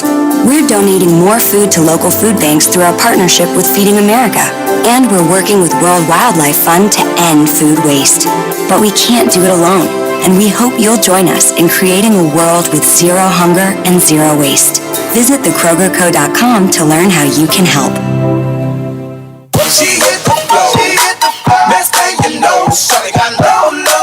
Love getting prices that are lower than low on backyard favorites like grill-ready hamburgers and fresh-picked strawberries? Then shop at Kroger. We give you more ways to save on the fresh you love with tools like the Kroger app, where you can find personalized coupons on top of weekly sales. Plus, rewards like fuel points, giving you prices that are lower than the everyday low. Kroger, fresh for everyone. You win some and you lose some in the new world of instant eligibility for college athletes. Offensive lineman Doug Nestor is one of the offseason wins for the Mountaineer football program. The Spring Valley High School graduate spent 2 seasons at Virginia Tech before transferring to West Virginia in January. Head coach Neil Brown says the lesson to be learned is that if at first you don't succeed, don't think the first no is permanent. We tried as hard as we could for that month that we were here in recruiting out of high school. I think how we handled that month with his mom and his dad and Doug and his sisters, when he made his decision that it wasn't going to be West Virginia the first time, I think our response to that was positive. And then when he made the decision that he was going to leave and he went in the portal, obviously he has some relationship with our players, but also I think that relationship that we established there within that month that we were recruiting him, I think that paid off. But we're glad we have him now and look forward to him playing a big role for us over the next couple of years. How big of a role? Well, Brown thinks Nestor can become one of the Big 12's best linemen. You can see as he learns what we're doing and learns what the expectations are, and then what his job is on each scheme, you can see him starting to play with more confidence, be more physical. Excited about him. I think he can be an upper level Big 12 offensive lineman without a doubt. Nestor and the Mountaineers resuming practice tomorrow. They'll work out again Friday and Saturday. College baseball, West Virginia travels to Pitt this afternoon. We'll have it for you here on MSN. That is today's Mountaineer Report, brought to us by Kroger, the official grocer of WVU Athletics. I'm Tony Caridi on the Mountaineer Sports Network from Learfield. This is your VSIN Action Update on the Watchdog. This Action Update brought to you by O'Reilly Auto Parts, your professional parts people. Get guaranteed low prices and excellent customer service at O'Reilly Auto Parts. Better parts, better prices every day. Now, here are the latest lines from my guys in the desert. Looking forward to the NFL Draft, Trevor Lawrence is the very heavy favorite to be the overall number one pick. He pays out at minus 6,000. Zach Wilson has the second best odds at plus 1,300. Wilson has the best odds to be the number two pick. He pays out at minus 800, while Justin Fields pays out at plus 700. And then Fields, he's got the best odds to be the number three overall pick in the draft. He pays out at plus 150. Mac Jones paying out at plus 150 as well. For the latest odds all the time, visit vsin.com. I'm Matt Pauley. This has been your Action Update on the Watchdog. Wheeling Coin and Hobby on 10th Street in Wheeling, next to the Bridge Tavern in downtown Wheeling, wants to buy any and all unwanted gold and silver jewelry. They are paying top dollar for 10, 14, 18, and 22 karat gold plus 925 sterling silver. They also want to buy collectible coins and paper money from before 1933. Wheeling Coin and Hobby is open daily from 9 a.m. to 5 p.m., Monday through Saturday. Coin and Hobby, 304-232-8430, and add them on Facebook. For all of your IT needs, visit OmniPerforms.com. Omni Strategic Technologies, the only IT company that the Watchdog trusts. Join the Nailers for a hockey weekend April 9th, 10th, and 11th versus the South Carolina Stingrays. Enjoy Frosty Friday on April 9th with $2 beers. Next, the Nailers and Stingrays battle again on Saturday night. Both games start 7:10. Then on Sunday, it's 3 in a row against South Carolina. Puck drops 4:10. Get tickets now for a fun Wheeling Nailers weekend at Westbanco Arena. Call 304-234-GOAL or visit WheelingNailers.com. This is Nail City. Hello, it's John Kozik, founder and president of TurboTrack Realty, and I buy houses as is, fast for cash. Call me today for an all-cash offer on any of your properties, and we can close within days at 614-362-2000, 362-2000. Do you own a property that's outdated and needs thousands of dollars in repairs? Great, I'll buy it. I'm a private real estate investor who can solve your real estate problems fast for cash. Do you want to sell and just be done with it? Okay, great. I buy vacant properties, boarded up houses, pre-foreclosures, and inherited properties. I also buy apartment buildings, rental portfolios, divorce homes. I even buy my tenant won't pay me the rent houses. I look forward to solving your real estate problems today. Give me a call for an all-cash offer at 614-362-2000, 614-362-2000. I'm not buying till I checked on for. Most of us are faced with uncertainty every day. Your job, your finances, sporting events, schooling for your children, and so much more. With so much uncertainty surrounding you, there is one auto dealership that you can be certain about, and that's Doan Ford. You can be certain that you always get a great deal and the best service afterwards.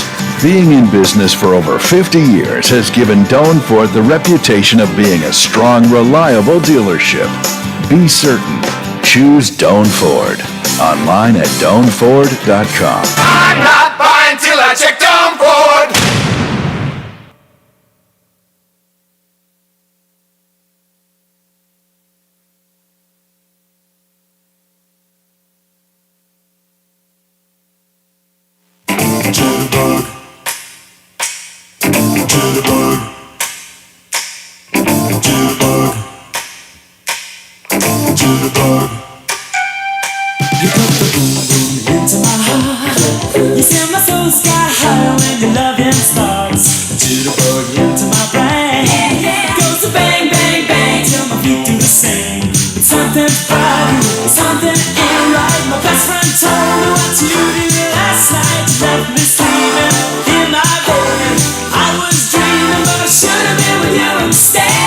Wake me up.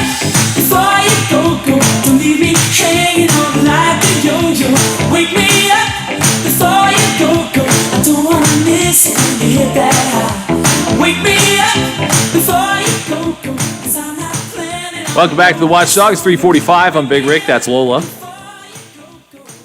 I saw this yesterday. I meant to talk about it, but we got into such a big conversation with Ron yesterday. We didn't get a chance to really talk about it. So we'll talk about that after. I do believe we have Bob Westfall giving us a call 1600. from WTRF, and we'll talk to him about what's going on at WTRF's News at 5. Is that Bob? Yep. Hey, Bob. How you doing? I'm good. How are you? I'm doing good. How's everything down your way? Everything looks good. Skies look good. Everything. It's a pretty positive Tuesday. How about in the newsroom? Oh, things are going. It's been quite a hectic day today. Some good news out of Ohio County. The missing man, the gentleman from Mounds who was missing from the Bethlehem area, has been found alive. That is such great news.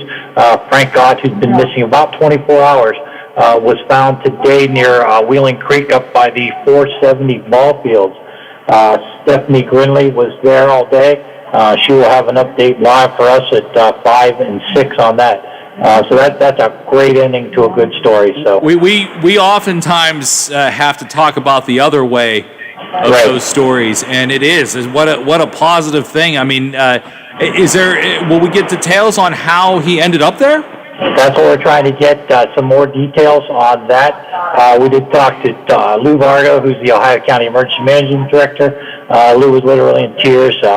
I'm sure Lou's seen a few of these not go the right way himself. So good news on that one. So for sure. A few more details on that to come out as the hours go by. So yeah, we'll have the latest at 5 and 6. So we'll be live up in Bethlehem today.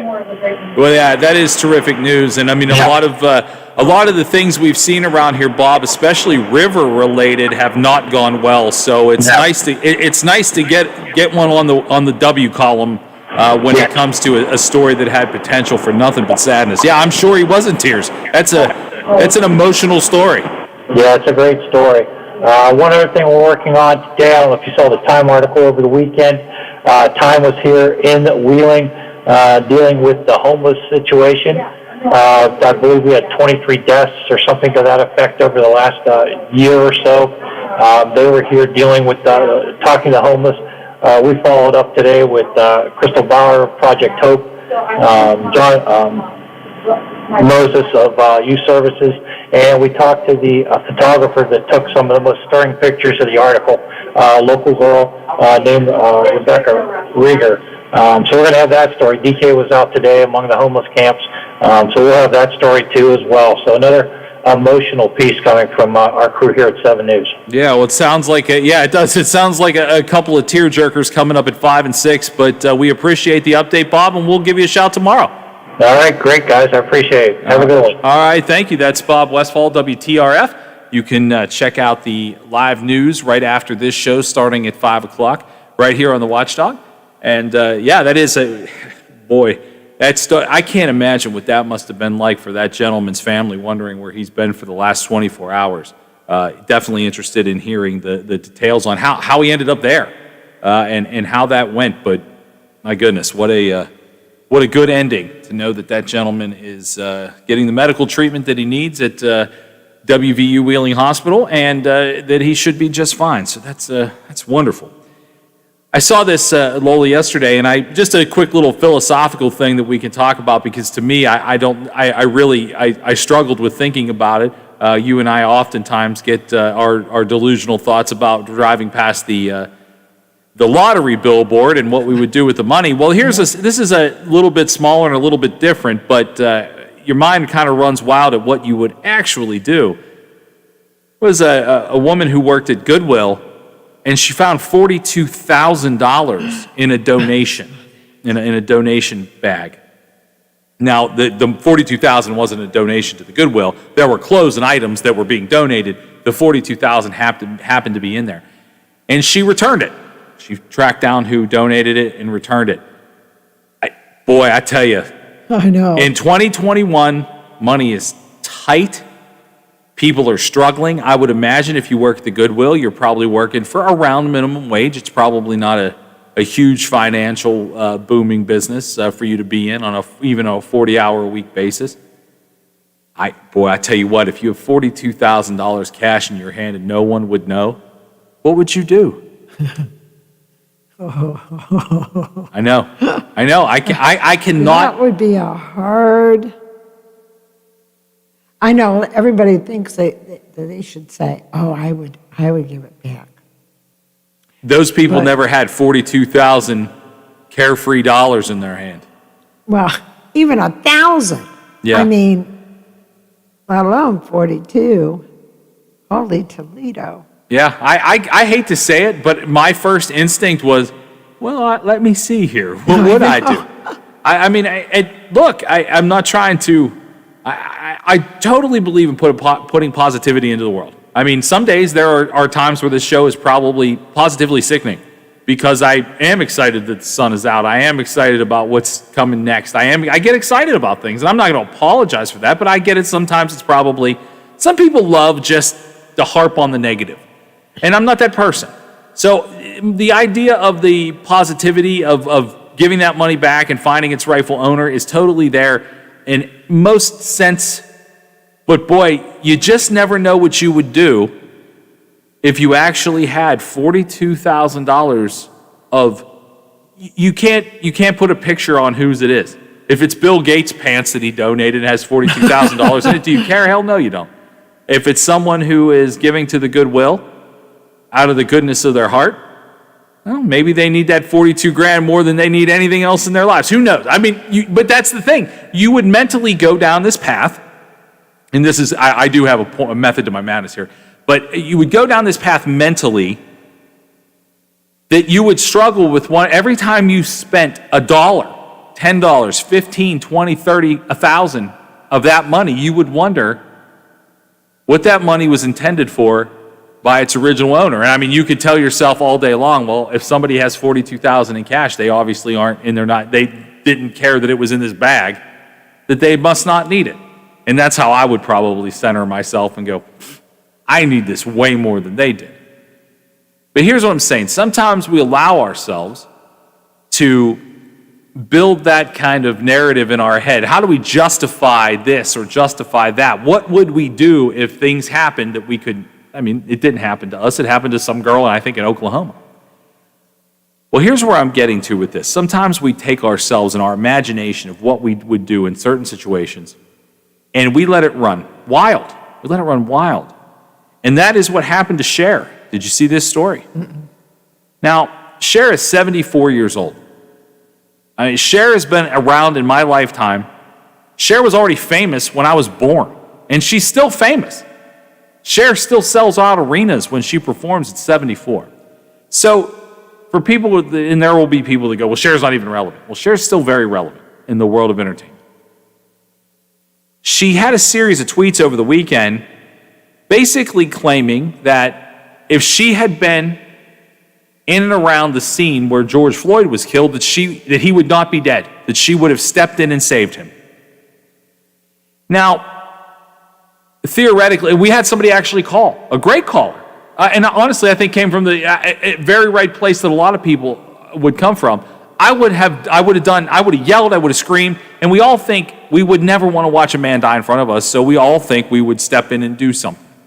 But really, none of us, hopefully, knock on wood, will ever be in that situation. We really don't know what we would do. I mean, I think a lot of us would be paralyzed in fear of what we were seeing. So we really don't know what we would do, but Cher absolutely got put through the ringer all weekend long about these tweets. And just about 20 minutes ago, she tweeted an apology and said, look, it was just my emotions were running wild. I don't think wanting the best for somebody and believing that you would do what is the right thing? That's a question mark. But believing you would do something that helped, I think we all want to believe that. And watching her get dragged through the mud, I mean, do I care that much about Cher? No, but do I think that, and I also think a celebrity probably should stay out of that. I mean, care politically, absolutely, or care publicly because of what you saw, and it can make you upset. It makes a lot of people upset. I mean, Ron had a hard time talking about it in some cases yesterday. It should and can make you upset. But when you're a celebrity and you chime in on things like this, you are going to be subject to get raked over the coals no matter what you say. But here is what really actually made me mad and come to the defense of Cher on this. And I think a lot of people are going to get mad about this. This comes from the TMZ article about this. They're everywhere, but this was the TMZ one that I pulled up. Cher was accused of having, this is what people said to Cher because she said that she would have stepped in and made sure George Floyd was still alive. She is accused of having, quote, a white savior complex. What the hell is that? Why does everything have to have a color? A white savior complex? That's what you're going to rake Cher over the coals for? Look, she probably, and she admitted, hey, this just made me really emotional, and I said what I said, and I tweeted it, and I shouldn't have tweeted it. But I think she tweeted it from a good place in her heart, like I would have done anything to not watch that man die in front of me. Well, I think we all feel that way. We don't know what we do because we aren't in that situation, but we all feel like this is wrong, and I would have tried to stop it. I would try to stop it regardless of who it was. So seeing someone die in front of you is not a pleasant thought. Certainly not something pleasant to live through. But this is a thing that's made up. Are you kidding? Are you kidding? This is Cher. Her daughter became her son. I mean, she is probably one of the most in tune to politically, I guess, how would you say it? Cher is very much in tune to every social justice cause you probably can think of, and certainly very liberal socially, as far as color goes, transgender, all those things. I mean, she really is, in the gay community, she's an icon, is an absolute icon. For people to rake Cher over the coals about saying that she would have done something, wrong, whatever this term is, white savior complex, wrong, that I have it, half the callers that called about it have it. That's not a thing. We got to stop that. Like, it's a human thing. It is a human thing. And here's the thing with Cher. Had she been there, anybody else that was watching, you had to have a fear of what you would be subjected to. Absolutely. By having all those police officers there and actively trying to keep people from filming and keep witnesses away. If it's Cher and she decides to step in, regardless of how they reacted to her, oh my gosh, you want to talk about, the backlash on the officers that were there for attempting to do anything to Cher. If anybody stood a good chance of being able to stop it in its tracks, it's somebody. It's a celebrity. It's a celebrity. Yeah. It doesn't necessarily matter if it's Cher or not. But yeah, a celebrity. Our eyes immediately go to celebrities, whether you say that they do or they don't. There's a reason that spokespeople exist. Celebrities make a ton of money because you'll look at them. Yeah.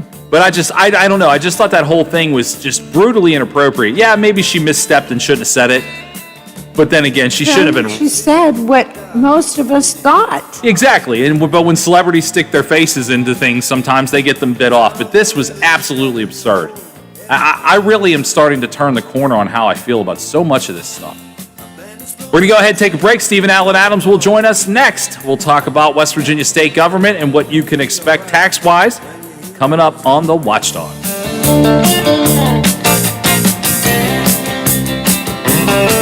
Now you step inside, but you don't see too many faces.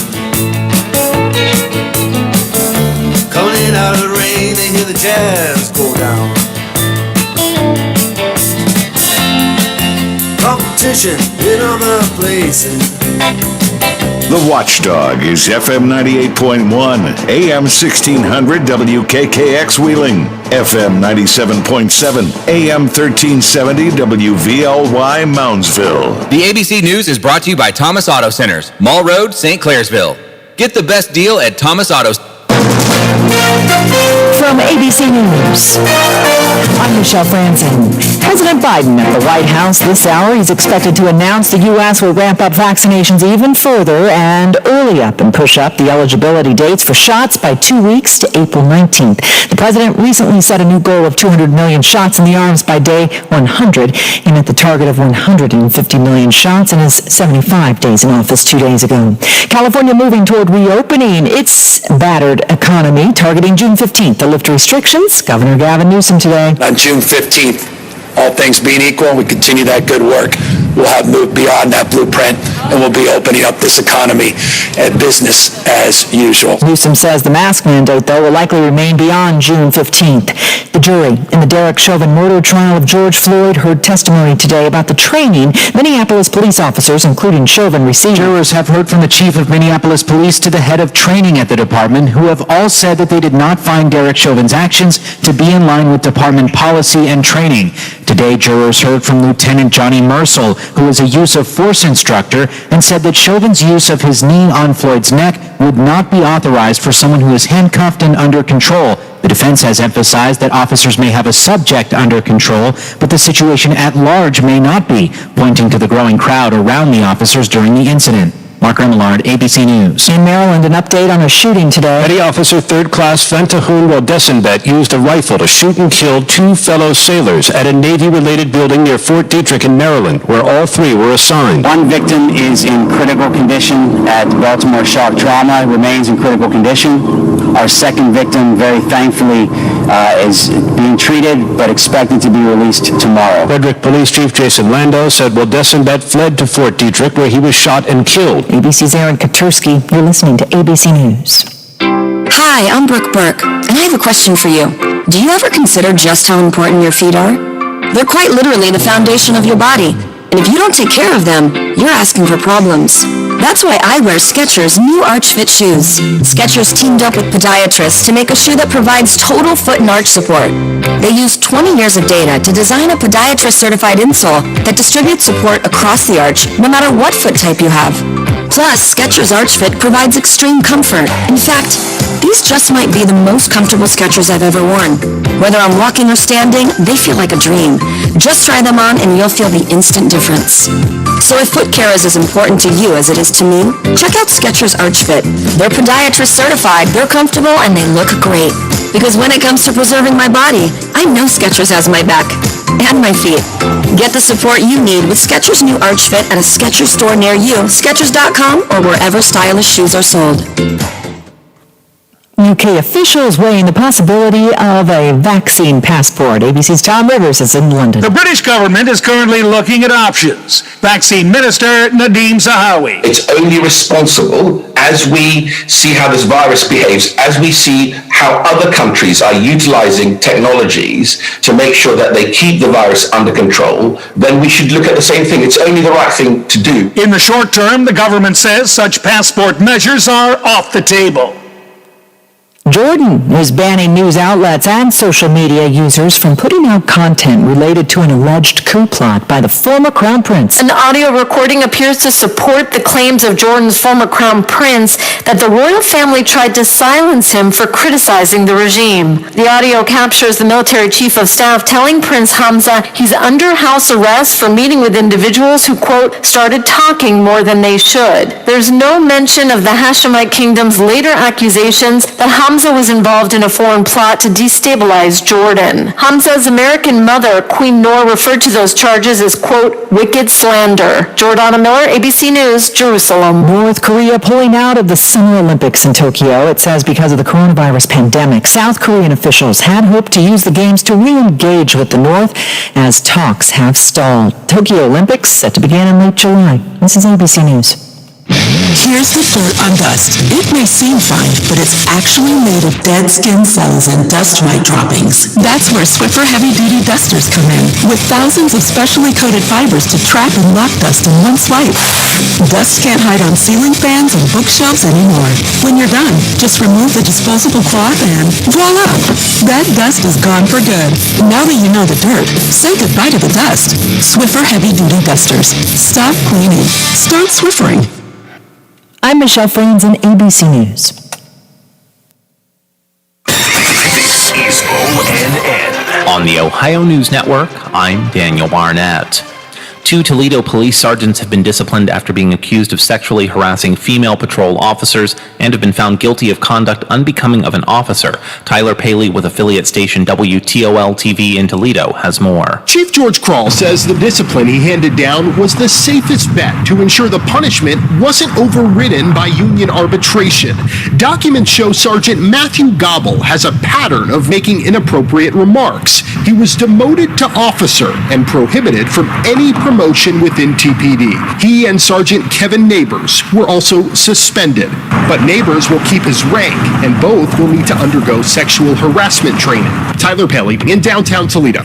And a judge has temporarily blocked enforcement of an Ohio law requiring fetal remains from surgical abortions to be cremated or buried. Tracy Townsend with affiliate WBNS-TV in Columbus has the story. The law was to go into effect today until Hamilton County Judge Allison Hathaway's decision yesterday, which marked a victory for clinics whose lawsuit argues a lack of rules makes complying impossible, effectively banning abortions. The disputed law aims to replace a previous law that required fetal remains to be disposed of in a humane manner, but without defining humane.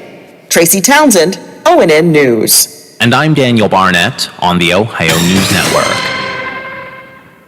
Hello, it's John Kozik, founder and president of TurboTrack Realty, and I buy houses as is, fast for cash. Call me today for an all-cash offer on any of your properties, and we can close within days at 614-362-2000, 362-2000. Do you own a property that's outdated and needs thousands of dollars in repairs? Great, I'll buy it. I'm a private real estate investor who can solve your real estate problems fast for cash. Do you want to sell and just be done with it? Okay, great. I buy vacant properties, boarded up houses, pre-foreclosures, and inherited properties. I also buy apartment buildings, rental portfolios, divorce homes. I even buy my tenant won't pay me the rent houses. I look forward to solving your real estate problems today. Give me a call for an all-cash offer at 614-362-2000, 614-362-2000.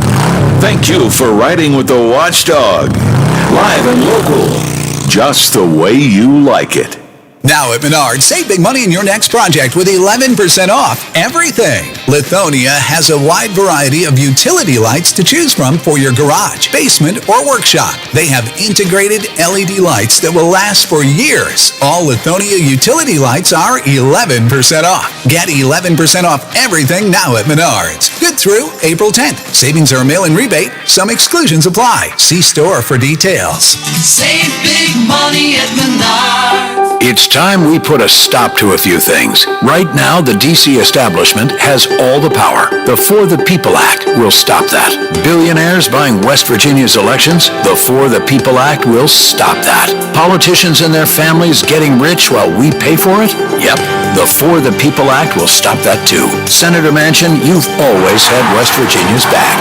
Don't stop now. Stop corruption in its tracks and support the For the People Act, paid for by Represent Us.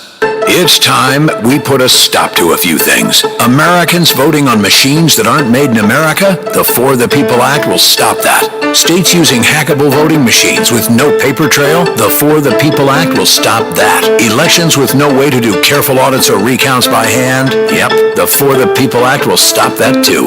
Senator Manchin, you've always had West Virginia's back. Don't stop now. Stop election interference and support the For the People Act, paid for by Representatives. Hello, everyone. From the Watchdog, I'm the Storm Tracker, Darnell Foster. With a look at your local weather forecast for your Tuesday. Mix of sun and clouds. Daytime high of 78 degrees. Partly cloudy overnight with a low near 57. Plenty of sunshine for your Wednesday, with highs in the low 80s. Have yourself a great day, everyone. From the Watchdog, I'm Darnell Foster. The views and opinions expressed on the following program are not necessarily those of this station or its sponsors. It's not red. It's not blue. It's just real. Real Big Talk with Big Rec continues now on the Watchdog.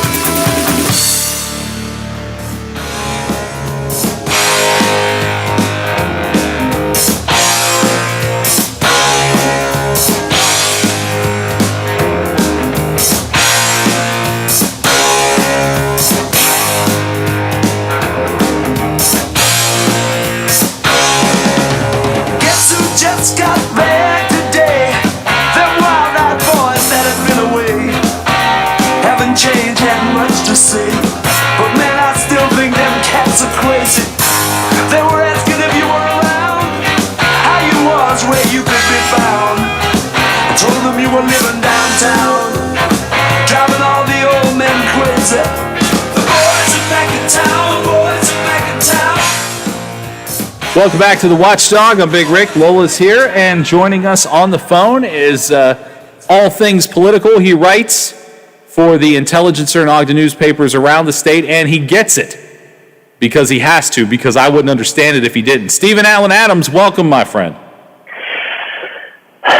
Everyone that knows me knows I'm a Star Trek fan, so allow me to say, in the best Dr. Bones McCoy as I can, it's dead, Jim. It's dead, Jim. It's dead, Jim. Hey, speaking of, but not really, did I hear scuttlebutt? I got a text from Jim Justice that said you were inappropriately wearing a Star Wars mask in the Capitol. Is that true?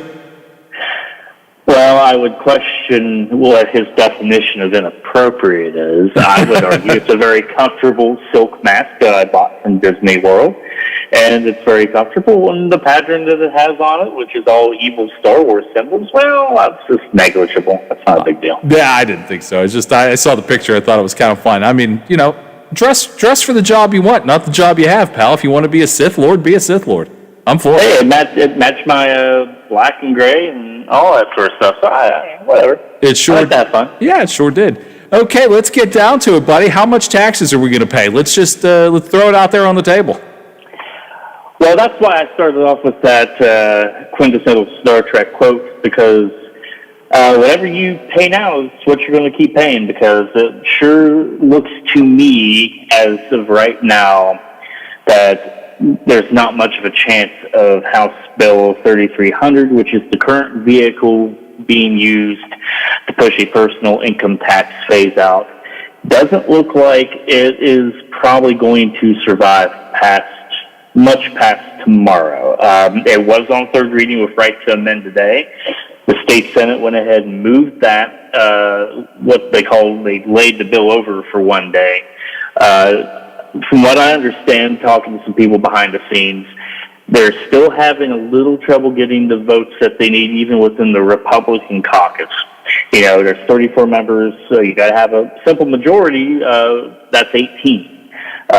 So if you lose 5 Republican senators or 6 Republican senators, you can kill this thing on a 17-17 tie pretty easily. And not only that, but as we have discovered from last night's summit between Governor Jim Justice and the House and the Senate, it's pretty clear to me the House is not going to accept the bill as the Senate has changed it. Is this, we're talking to Stephen Allen Adams from the Intelligencer and Ogden newspapers around the state. He writes state government business, understands the state pretty well, and based on what you just said, is this going to create animosity in Charleston amongst everyone? Because obviously Jim is still going to be there for a while, and if this is DOA, how is that going to shape out for the rest of the justice term? I think it might create some short-term animosity. What I usually discover in these type of instances, especially when we come down to the final days of the legislative session, is they all get at each other's nerves. They all have bills that they want to see passed. One chamber will sometimes hold a bill hostage, if you will, for lack of a better phrase, to try to get the other body to either pass a bill of theirs or vice versa. And of course, the governor has any governor has the bills that they want to get through as well, and they're trying to work with lawmakers sometimes up until the wee hours of the final day of session to try to get as much of their agenda items across the finish line. So, yeah, there'll be some, that's kind of why they had the summit yesterday in Charleston, where, the governor tried to present an amended version of his tax plan. I won't go into the details of that because, I'll be honest, it doesn't really matter. You got to have somebody to be able to present that plan in the form of an amendment to House Bill 3300 tomorrow, and so far I haven't seen anybody jumping up to do that. And again, we're in the final days. This thing ends at midnight Saturday, so it's a little late to do an entire rewrite of this bill with that short of notice. And again, the Senate Republicans have to come up with the votes. And if they can't come up with the votes, either this thing gets voted down tomorrow, or they may even pull it off the agenda altogether and put it in their Senate Rules Committee, which is basically at this point where bills go to die. And that way they don't have to have an embarrassing vote on it where it gets voted down. So there'll be some animosity, but I think they'll get over it once the session gets away from everybody for a few days and weeks. I was going to ask you, how damaging is it to Governor Justice if that just gets destroyed, if it actually gets voted on? I mean, to me, it's probably better to die before it gets there than it is to feel humiliated like no one supported this. Well, I mean, as I've reported last week, I was one of the reporters along with Brad McElhenney and others that the governor directly contacted to try to, express his displeasure with what the House and the Senate have come up with. Of course, the House plan was basically slow and steady wins the race, didn't have any tax increases, but it would have basically taken more than a decade to phase out the personal income tax under their plan. The Senate plan was kind of a hybrid between the two, but it actually had more tax increases than the governor's plan did, and the higher sales tax. It didn't have any type of cushion for basically low-income workers, the working poor, that sort of thing. And it brought back the food tax. The governor made it pretty clear he was not going to support either of those plans. Yeah, I saw the food tax. I saw his food tax comments. He was not having that. Yeah, Goldilocks situation. One plan was way too cold, one plan was way too hot, and of course, naturally, his plan is the one he thinks is just right. And the one that he presented yesterday tweaked things a little bit. It actually included a business tax cut for those small businesses and whatnot that use personal income tax, like sole proprietorships and things of that nature. It actually included a tax break for them. It actually lowered reduced the cut altogether from 60 to 50%. I mean, it even got rid of many of the excise taxes that were in the bill, though it kept the sales tax from 6 to 7.9%. So a lot of differences between the plans, and Justice wants his plan, and that was part of what yesterday was trying to sell at least a better version of his plan, but it didn't sound like anybody was biting. We're talking to Stephen Allen Adams from The Intelligencer, and so Steve, I guess maybe this is the note to end this particular conversation on before we move to the next and take a break, but who is this a victory for? I mean, it seems like a loss to Justice, who was so adamant about making this happen and so positive, really, that it would. But is it small businesses that win? Who wins this round? Because I don't think it's over, but who wins this round? Well, I don't know that there's any real big winners or losers in this, or at least not the way they'll end up framing it going forward. I think based on some of the things that were said yesterday by leaders in the House and Senate at the summit, I think everyone is happy that we've had the conversation in the first place. It's not a conversation that any other governor we've had in the last several years has really had as far as pushing legislation. Had this gone through, it would have been like the biggest rewrite of the tax code in who knows how long, decades. So I think that they're trying to frame it, which is probably why I don't think there'll be a whole lot of animosity once this is done. There might even still be an effort to do this in a special session down the road. But I think they're framing it as, okay, this was a good start. We're going to keep talking. There's a pathway to making this happen between these three plans that have been presented.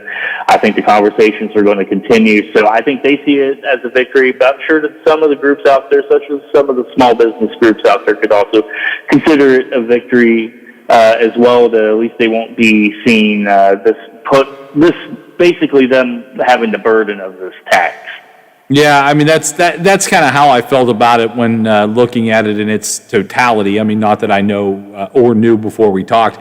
how exactly it would play out. But I'm thinking if this doesn't go through, it's to the rejoicement of a lot of small businesses, certainly a lot of breweries, which is something that has been popping up around this state quite a bit. I know that they were going to really feel that tax increase that they were going to see. So yeah, I kind of just wondered who was, everything we all in America, we love the idea of clear-cut wins and losses. And I wondered who would claim that as kind of a victory that it didn't happen, but a unique perspective to think that it was really just round one, and it's a conversation that everybody's glad they had for future negotiations. Sounds to me like we will be hearing about this until something actually happens. Yeah, no, I think that's exactly right. It's a conversation that's been happening in Charleston for a very, very long time. Really since the Governor Cecil Underwood administration in the late 90s. There's certainly been studies. I was part of one of the big study groups when I worked for the state Senate back in the middle of the last decade. So, I mean, this has been on the minds of lawmakers for a long time. I think they're thrilled to have a governor that's willing to have that conversation. Again, just quickly, the tax plan the governor brought up actually went ahead and got rid of those excise taxes for beer, wine, liquor, and things of that nature. So the fact that he presented a different plan, even though it was a little late in the game, shows that I think he was listening to some of the complaints, even when he was kind of dogging those complaints and trying to tweak his plan. So, yeah, we're going to see more conversations about this going forward. For sure. Stephen Allen Adams, hang on a second. We're going to go ahead and take a quick break. When we come back, we'll talk about the other hotness around the state and what's going to happen as things continue to look at least somewhat on a positive note with coronavirus restrictions. We'll get to some of that stuff in just a couple minutes with Stephen Allen Adams from The Intelligencer. We'll be back on The Watchdog. Hi, it's Howard Monroe. We are down to the final 4 days left in the legislative session in West Virginia. 4 days left and plenty of time for mischief to occur. We will talk about it tomorrow on the Watchdog Morning Show. Within Council talks water and sewer rate hikes at a public hearing tonight. We'll discuss it on the show tomorrow morning. And apparently, revenge shopping is a thing these days. Tell you about that as well. The Watchdog Morning Show tomorrow and every weekday morning. We begin at 7 right here. An MBA from Ohio Dominican University fits your goals and your life. One thing I try to do with any new challenge I face at work is to ask myself, why am I doing it this way? And really take a look at the process. I learned that here at Ohio Dominican, to think critically and to look at all sides of it, of a challenge. Earn your MBA 100% online in just 16 months. 7 concentrations available, now including healthcare administration. Get started at ohiodominican.edu/MBA.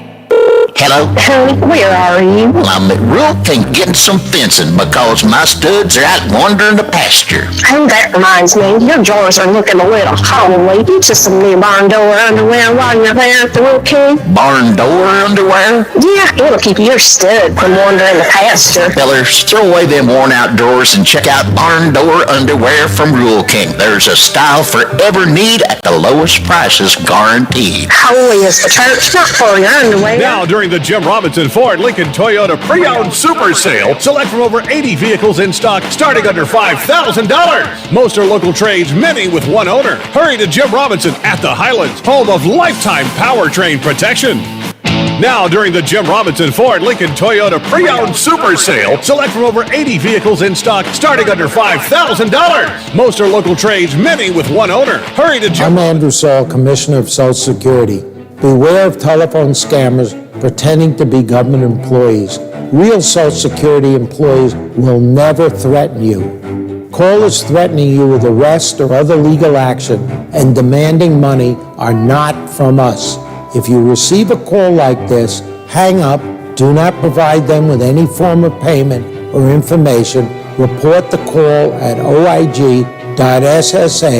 Hi, this is Shauna Johnson from Metro News. Join us weekdays on the Watchdog Morning Show with Howard Monroe for the latest regional news from West Virginia and beyond, along with news and weather from WTRF-TV and Bill DeFabio Sports. We give you the Ohio Valley's most comprehensive morning news right here on the Watchdog.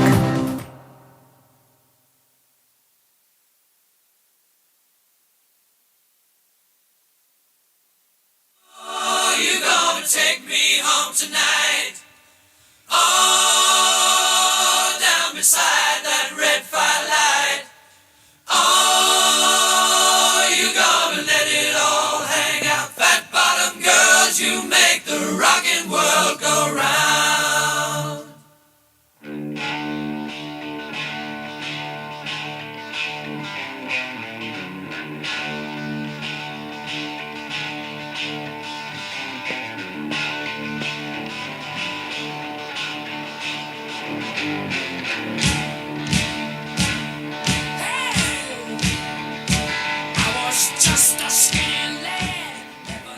Welcome back to the Watchdog and Big Rick. Lola is here. Stephen Allen Adams from the Intelligencer and Ogden Newspapers joins us on the phone to talk state government. We already got into the tax part of it with Governor Justice. Doesn't look like he's going to get what he wants, but will the people get what they want? Steve, what do you know about the possible lifting of more restrictions in the state? It looks like Ohio is going to be open for business, at least in an outdoor sense, going to require masks still and social distancing, but there's no more limitations on number of people gathering as long as they are following the guidelines.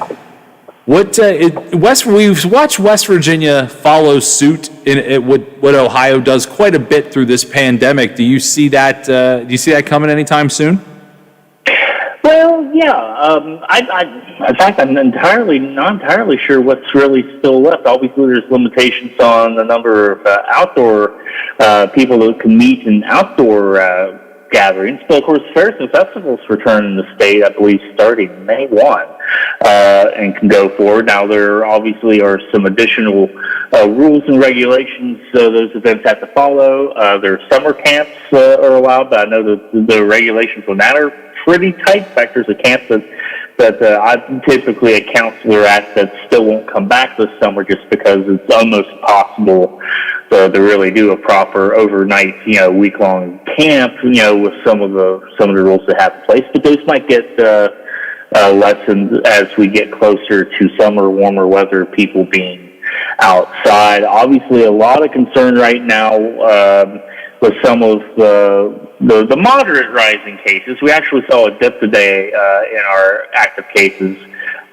which have been rising slow but steady the last about a week and a half, mostly because of, and it sounds scary. It sounds like, oh God, there's another surge coming, but really it's just the combination of 16 to 29-year-olds that just haven't got the vaccine yet. And, of course, they were only recently allowed to start getting that within the last 2 weeks. So the more we get that age group, young teenagers and young adults, into the vaccination pool and get them partially vaccinated and fully vaccinated, I think you'll see those numbers go down. But yeah, we're already starting to see things reopen. The restaurants and businesses and grocery stores have gone back to full capacity, though they obviously social distancing and masks are still required indoors.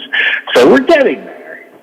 Yeah, that's thank goodness. Lowell and I were talking about it earlier. I think anybody that tries to revert to older restrictions and intensify, I think people will lose their minds. I think people will absolutely go sideways. Fairs and festivals, I sometimes people make fun of how many fairs and festivals there are in the state of West Virginia, but at the end of the day, part of your well-being is to be entertained. And those fairs and festivals, no matter what little hauler they may be in or the size of the city, whether it's the West Virginia State Fair or anything else, these things matter to people so much. And I think if they, for whatever reason, if cases got to the point or a surge came or however you want to say it, got to the point where that would derail what was happening, I think people would absolutely lose their marbles. Yeah, I think that's to some extent true. Really, what you're seeing right now is quite remarkable. We're up to about, I think nationally speaking, we're up to about 3 million vaccinations per day. I think we're going to see that go up to about 4 million per day. We're going to be in a situation very soon where we have the opposite problem that we had a couple months ago, where we had a lot of demand, but not many doses out there, it's going to be the opposite problem. You're going to see we have a lot of doses out there, and not as many people getting them as they should. Obviously, the people who really wanted them were obviously working to get them as soon as they could. So the goal was obviously still trying to get people to get vaccinated. That way we can start opening more things up. That way we can go ahead and at least get rid of mandatory mask orders. Now, it's not to say that a business or someplace might not still required, but if you look at Texas, for example, Texas, has largely opened up. Over the last 3 weeks, people have been watching to see their cases go up, but their cases haven't gone up. And you're seeing businesses in Texas that obviously want to still enforce mask orders and people are complying with those mask orders. But then you're looking at places that have had real tight lockdowns. Michigan's a good example. That has largely had pretty tight lockdowns throughout the pandemic, but they have cases going gangbusters up there right now. So, you're seeing kind of different ways states are doing things. I think a lot of it has, and I'm no epidemiologist other than what I've had to spend the last year basically observing through data and briefings, but in places where it's getting warmer, where people can be outside more, where you don't really need a mask outdoors at all, you're seeing numbers come down. And again, West Virginia's numbers have been going up, but I just don't see that being a forever thing. I think you'll see those numbers coming back down. And for example, our hospitalizations went up a little bit, but they're not nearly as high as what they were in January. And our deaths are still, thankfully, remaining very, very low. Yeah, that is good news. Now, we're talking to Stephen Allen Adams from the Intelligencer, and I wanted to ask you this, Steve, and I would imagine if anybody I could ask would know, at least have the best understanding of it, it would probably be you. Joe Manchin had a little bit of a disagreement, I guess, with Joe Biden as far as a tax hike or tax increase on, was it corporations? Yeah, that was it. Obviously, they're discussing the infrastructure bill, which is going to be another multi-trillion-dollar bill. Obviously, to deal with a lot of things that need fixing in the country: bridges, roads, broadband, things of that nature. It's got other things in it that I'm sure other people probably don't know why they're in there, because they don't really have a lot to do with infrastructure. Sort of the same thing with the COVID package we just passed recently, where there's a lot of things that do deal directly with COVID relief and recovery, but there's other things in there that people can quibble on whether those were needed or not. Joe Manchin's been pretty adamant on this package that you got to have some bipartisan support on it. You got to bring Republican lawmakers to the table on this, and two, it's got to be paid for somehow. And he has supported tax increases, but the Biden administration, I think, has pushed for 28% on those corporations. He's pushing more for about 25%. I believe he came out on the Hoppy yesterday and did that. And of course, national press has jumped on that for sure, and could cause some issues because, again, you got to have Manchin on any negotiation you're going to do on this. And if there's something that Manchin does not want to see in the bill, quite frankly, it's not going to be in the bill, and you're going to have to find a way to compromise with him on that. My only fear with Manchin is, I think you only get to do that so many times. If you get a Senate that has picks up more Republicans or even more Democrats in the next election cycle here in 2022, he's not going to be powerful anymore, and that could come back to the Biden. What I was going to say is this, just because I know that you know him pretty well and have worked, with him essentially most of your career. I know that you've been around Joe Manchin, and I don't know him. I met him once. I thought he handled what he handled in front of me very swiftly and very very correct. But my opinion of him is just generally he's a guy I don't know. But right now, he is the belle of the ball, and I'm wondering, is this too much power for just one man to handle? Because he sits squarely in the middle of just about everything that could happen. Well, To some extent. I know that having talked to him here a couple weeks ago, I know he's trying not to let this go to his head. He's still trying to stay Joe Manchin as he goes through all this stuff.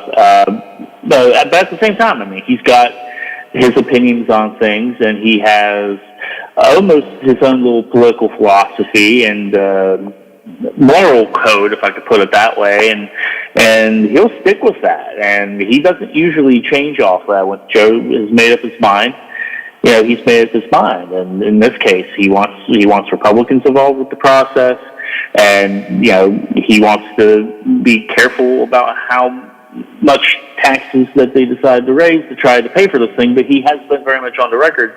It's got to be paid for.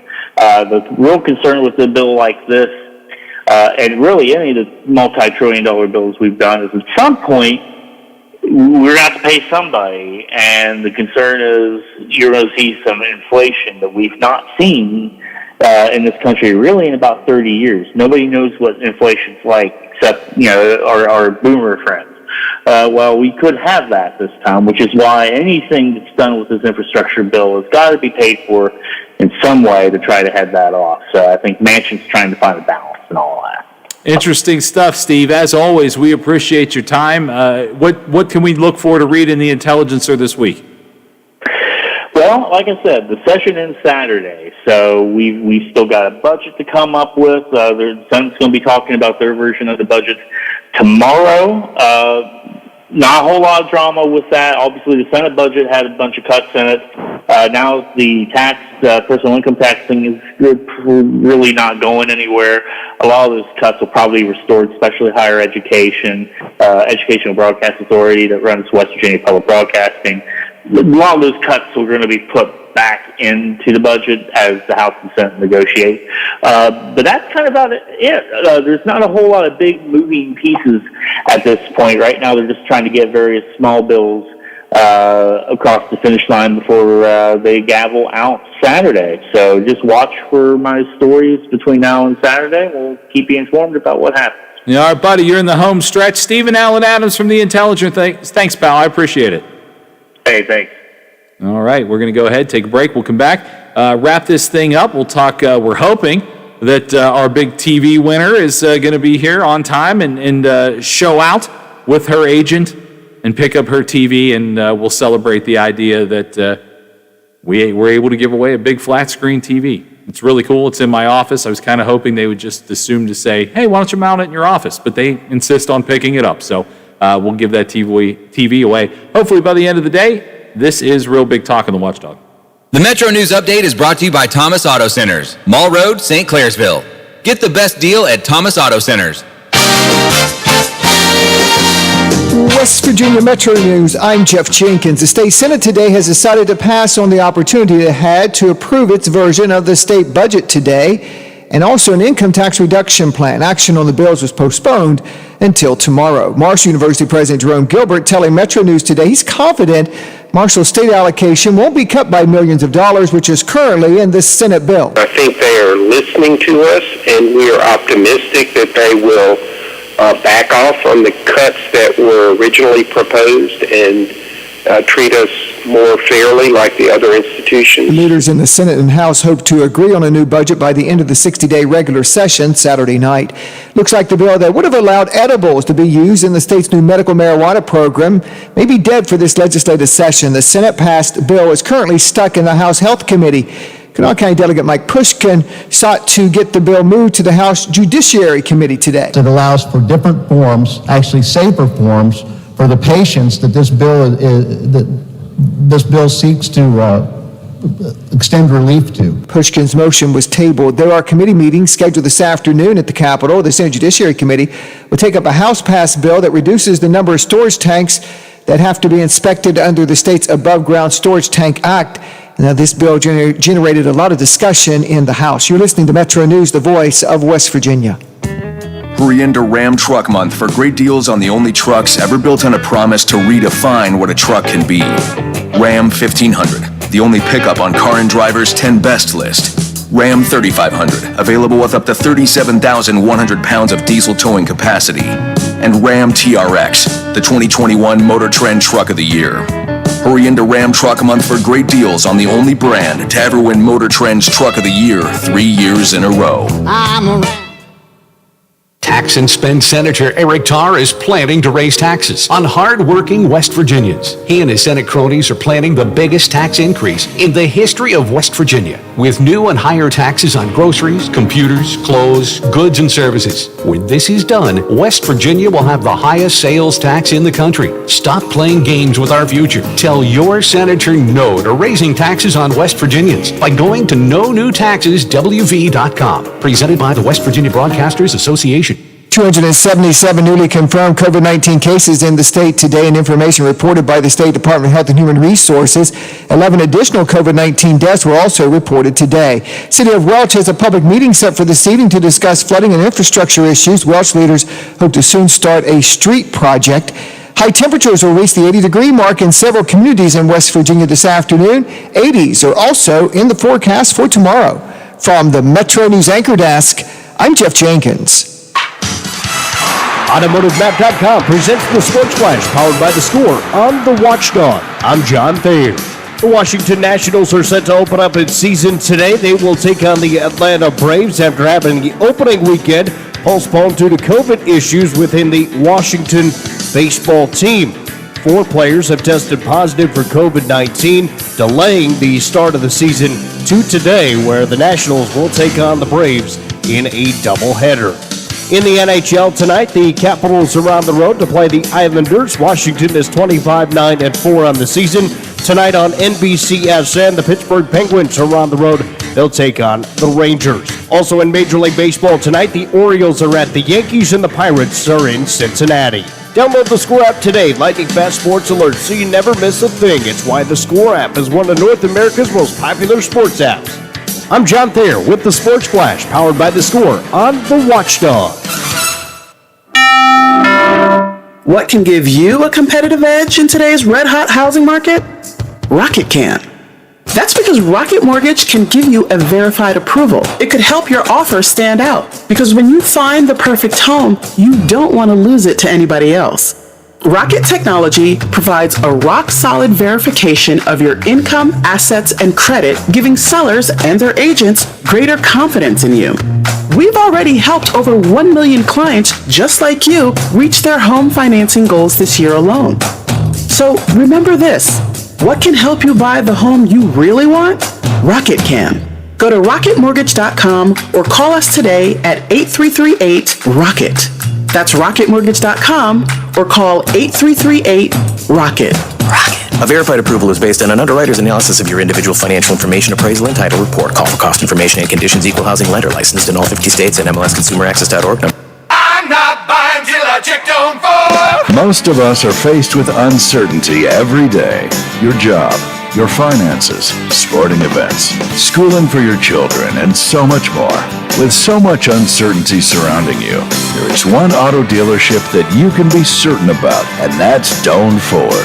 You can be certain that you always get a great deal and the best service afterwards. Being in business for over 50 years has given Doan Ford the reputation of being a strong, reliable dealership. Be certain. Choose Doan Ford. Online at DoanFord.com. I'm not buying till I check Doan Ford. Washington County's largest gun show is back on Saturday and Sunday, April 10th and 11th from 9 a.m. to 4 p.m. at the Washington County Fairgrounds. Admission is just $7, and kids under 12 get in free with an adult. Everyone is welcome. They offer free appraisals and have great prices on all types of firearms, modern, military, and antique. They have over 450 tables with cash buyers on site for your used guns. Visit arhsportshop.com or call 724-948-3571 for more information. That's 724-948-3571 for more information. That's Washington County Gun Show, presented by ARH Sports Shop, April 10th and 11th. Are you or your loved ones facing a serious legal battle? The law office of Paul Harris wants you to know you aren't alone. Do you need someone that's not afraid to go to trial and fight for your rights? Attorney Paul Harris and his team are willing to go where most firms are not. The Courtroom. With a successful track record in civil litigation, criminal defense, including tax issues and healthcare fraud, Harris Law Office will fight for their clients by offering the most aggressive representation in and out of court. Call Paul Harris at Harris Law Office for a free consultation. 304-232-5300. Plumbers and Steam Fitters Local 83 want to thank the owners and contractors of the Ohio Valley for using their locally trained workers to help build for the future. Local 83 helps design, fabricate, and build the gas infrastructure for the oil and gas industry here in the Ohio Valley. Plumbers and Steam Fitters Local 83 is 300 members strong and growing. They also do residential, commercial, and industrial work on both sides of the river. For more information, call Plumbers and Steam Fitters Local 83 at 304-233-4445. It's time we put a stop to a few things. Right now, the D.C. establishment has all the power. The For the People Act will stop that.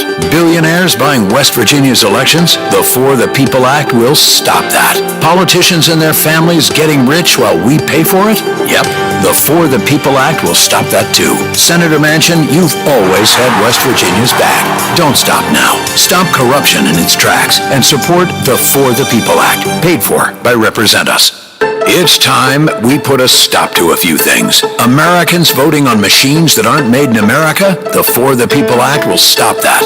States using hackable voting machines with no paper trail? The For the People Act will stop that. Elections with no way to do careful audits or recounts by hand? Yep, the For the People Act will stop that too. Senator Manchin, you've always had West Virginia's back. Don't stop now. Stop election interference and support the For the People Act, paid for by Represent Us. This is Bill DeFabio, your host of the Variety Show with Bill DeFabio. Heard on the Watchdog Monday, Tuesday, Thursday, and Friday. Join me from noon till 2 to talk sports, nostalgia, and hear from some of the legends of the game. You won't believe who I have on next. The Bill DeFabio Variety Show, heard on the Watchdog Monday, Tuesday, Thursday, and Friday. Tune in and get with the program. I'm Bill DeFabio. Join me for the Variety Show on the Watchdog.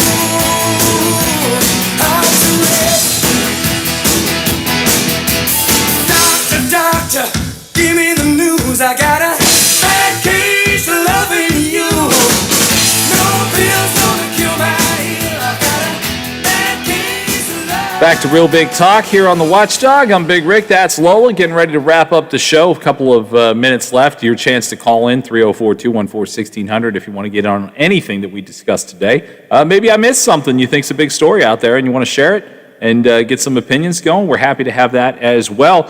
And we are so excited that baseball is back. There's nothing like watching a game with great weather, which of course we have today, a cold drink, and a little action on the FanDuel Sportsbook app.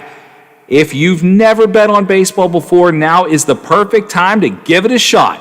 FanDuel is letting new users swing for the fences risk-free. You'll get up to $1,000 back if you don't win your first bet. And once you have an account, you can get up to $25 back each day if your same-game parlay bet falls one leg short. This way, you can combine multiple baseball bets for an even bigger win all season long. There's the reason that FanDuel Sportsbook is America's #1 sportsbook. The app is simple to use. They've got great odds on all different betting markets, unique fun bet types, and same-game parlay, and always-on promotions that let you get more action out of every day. When you win with the FanDuel Sportsbook app, they pay out your winnings in as little as 24 hours. Just download the FanDuel Sportsbook app and sign up with promo code RICK to get in on the action. That's FanDuel Sportsbook, promo code RICK. Spell it R-I-C. 21 and over, present in PA and West Virginia. First real online money wager. Risk-free bet. Refund issued as non-withdrawable site credit that expires in 7 days. Restrictions do apply. See sportsbook.fanduel.com for details or call 1-800-GAMBLER or visit www.gambler.net. Baseball, to me, I've always found it to be one of the more difficult sports to bet on. You know, one of the big topics right now is how many games will the Pirates lose? And this isn't me just picking on the Pirates. It's just it's really a question that's been asked throughout Major League Baseball and sports writers everywhere. They're not built to win now. I still maintain that it is hard as hell to lose 105 to 107, and some people think 111 games is possible for them to lose. I still think that's absolutely, I think it's nearly impossible to lose that many games. I absolutely think it's nearly impossible to lose that many games. But we'll see. We can hope for the best for the Pirates. I do. And you know what? I'm ready to sit out there and drink a $10 beer and eat a $15 sandwich and just enjoy the hell out of it. I can't wait. Steve brought up a pretty good point while we were talking that I wanted to mention. If you're just joining the show, we talked to Stephen Allen Adams from The Intelligencer. He's going to have a lot of stories coming out as legislation getting ready to wrap up the session. But he mentioned something that I think is kind of important, and I saw this pop up on my temporary or my quick scan through my social media feed while we took a break. There's a clinic in Western Pennsylvania right now for 2,400 people in groups 1A and 1B. Just so you understand, Pennsylvania does things a lot different than Ohio and West Virginia did it. West Virginia did it right. Pennsylvania did it extremely wrong. So 2,400 doses were available today for this clinic. Only 700 people showed up for it. In Pennsylvania, these restrictions have caused people to miss out on getting doses because they're so restrictive. At this point, everyone needs the damn dose. Just open it up, PA. Do what West Virginia did. They did it right. They did it right. Follow the leader on this one. But Pennsylvania won't change. You got a phone call. It's Wade. Okay. Hey, Wade, how are you? Hey, you're talking about FanDuel. Before the game Monday night, I jumped on Gonzaga. I put 100 on them. I thought they were going to blow Baylor away. After 2 minutes, I jumped back on FanDuel, put another 100 on Baylor. Baylor was spotting 2 points at the time. Ended up net zero, but FanDuel let you do that. Yeah, I was going to say they do. They let you do that all through the game. I mean, it's pretty crazy. Yeah, up until about the last 5 minutes, you can put a bet down. I know it's pretty wild. Well, I'm glad you ended up breaking even on it and not taking that loss. Nobody saw Gonzaga lose in that game, especially I think they lost by 16. I mean, it was a beating. It looked like Baylor football team was out there playing. Yeah, well, you know what? I will say this: I think I read a story yesterday. I think it was yesterday, or maybe it was this morning, that a lot of the Baylor basketball players work out with the football team. And you know what? Not only did they look it, they certainly played like it too. All right, talk to you later. Thanks, Wade. Thanks for the call. Yeah, so it did. Baylor looked like they took it on. Lola, are the rights here? Yes, they are. You know what? I'm going to demand that Joyce come in and talk to me because she has sent her agent at me this whole time. Well, just, remember, she has an agent. There he is. Oh, there he is. He's blocking it off. You guys get in here. You guys get in here. Joyce, I know that you're not much of a talker and you've sent a representative, but I mean, we just gave you a flat screen TV. You needed to say something into that microphone. Have a seat. It's okay.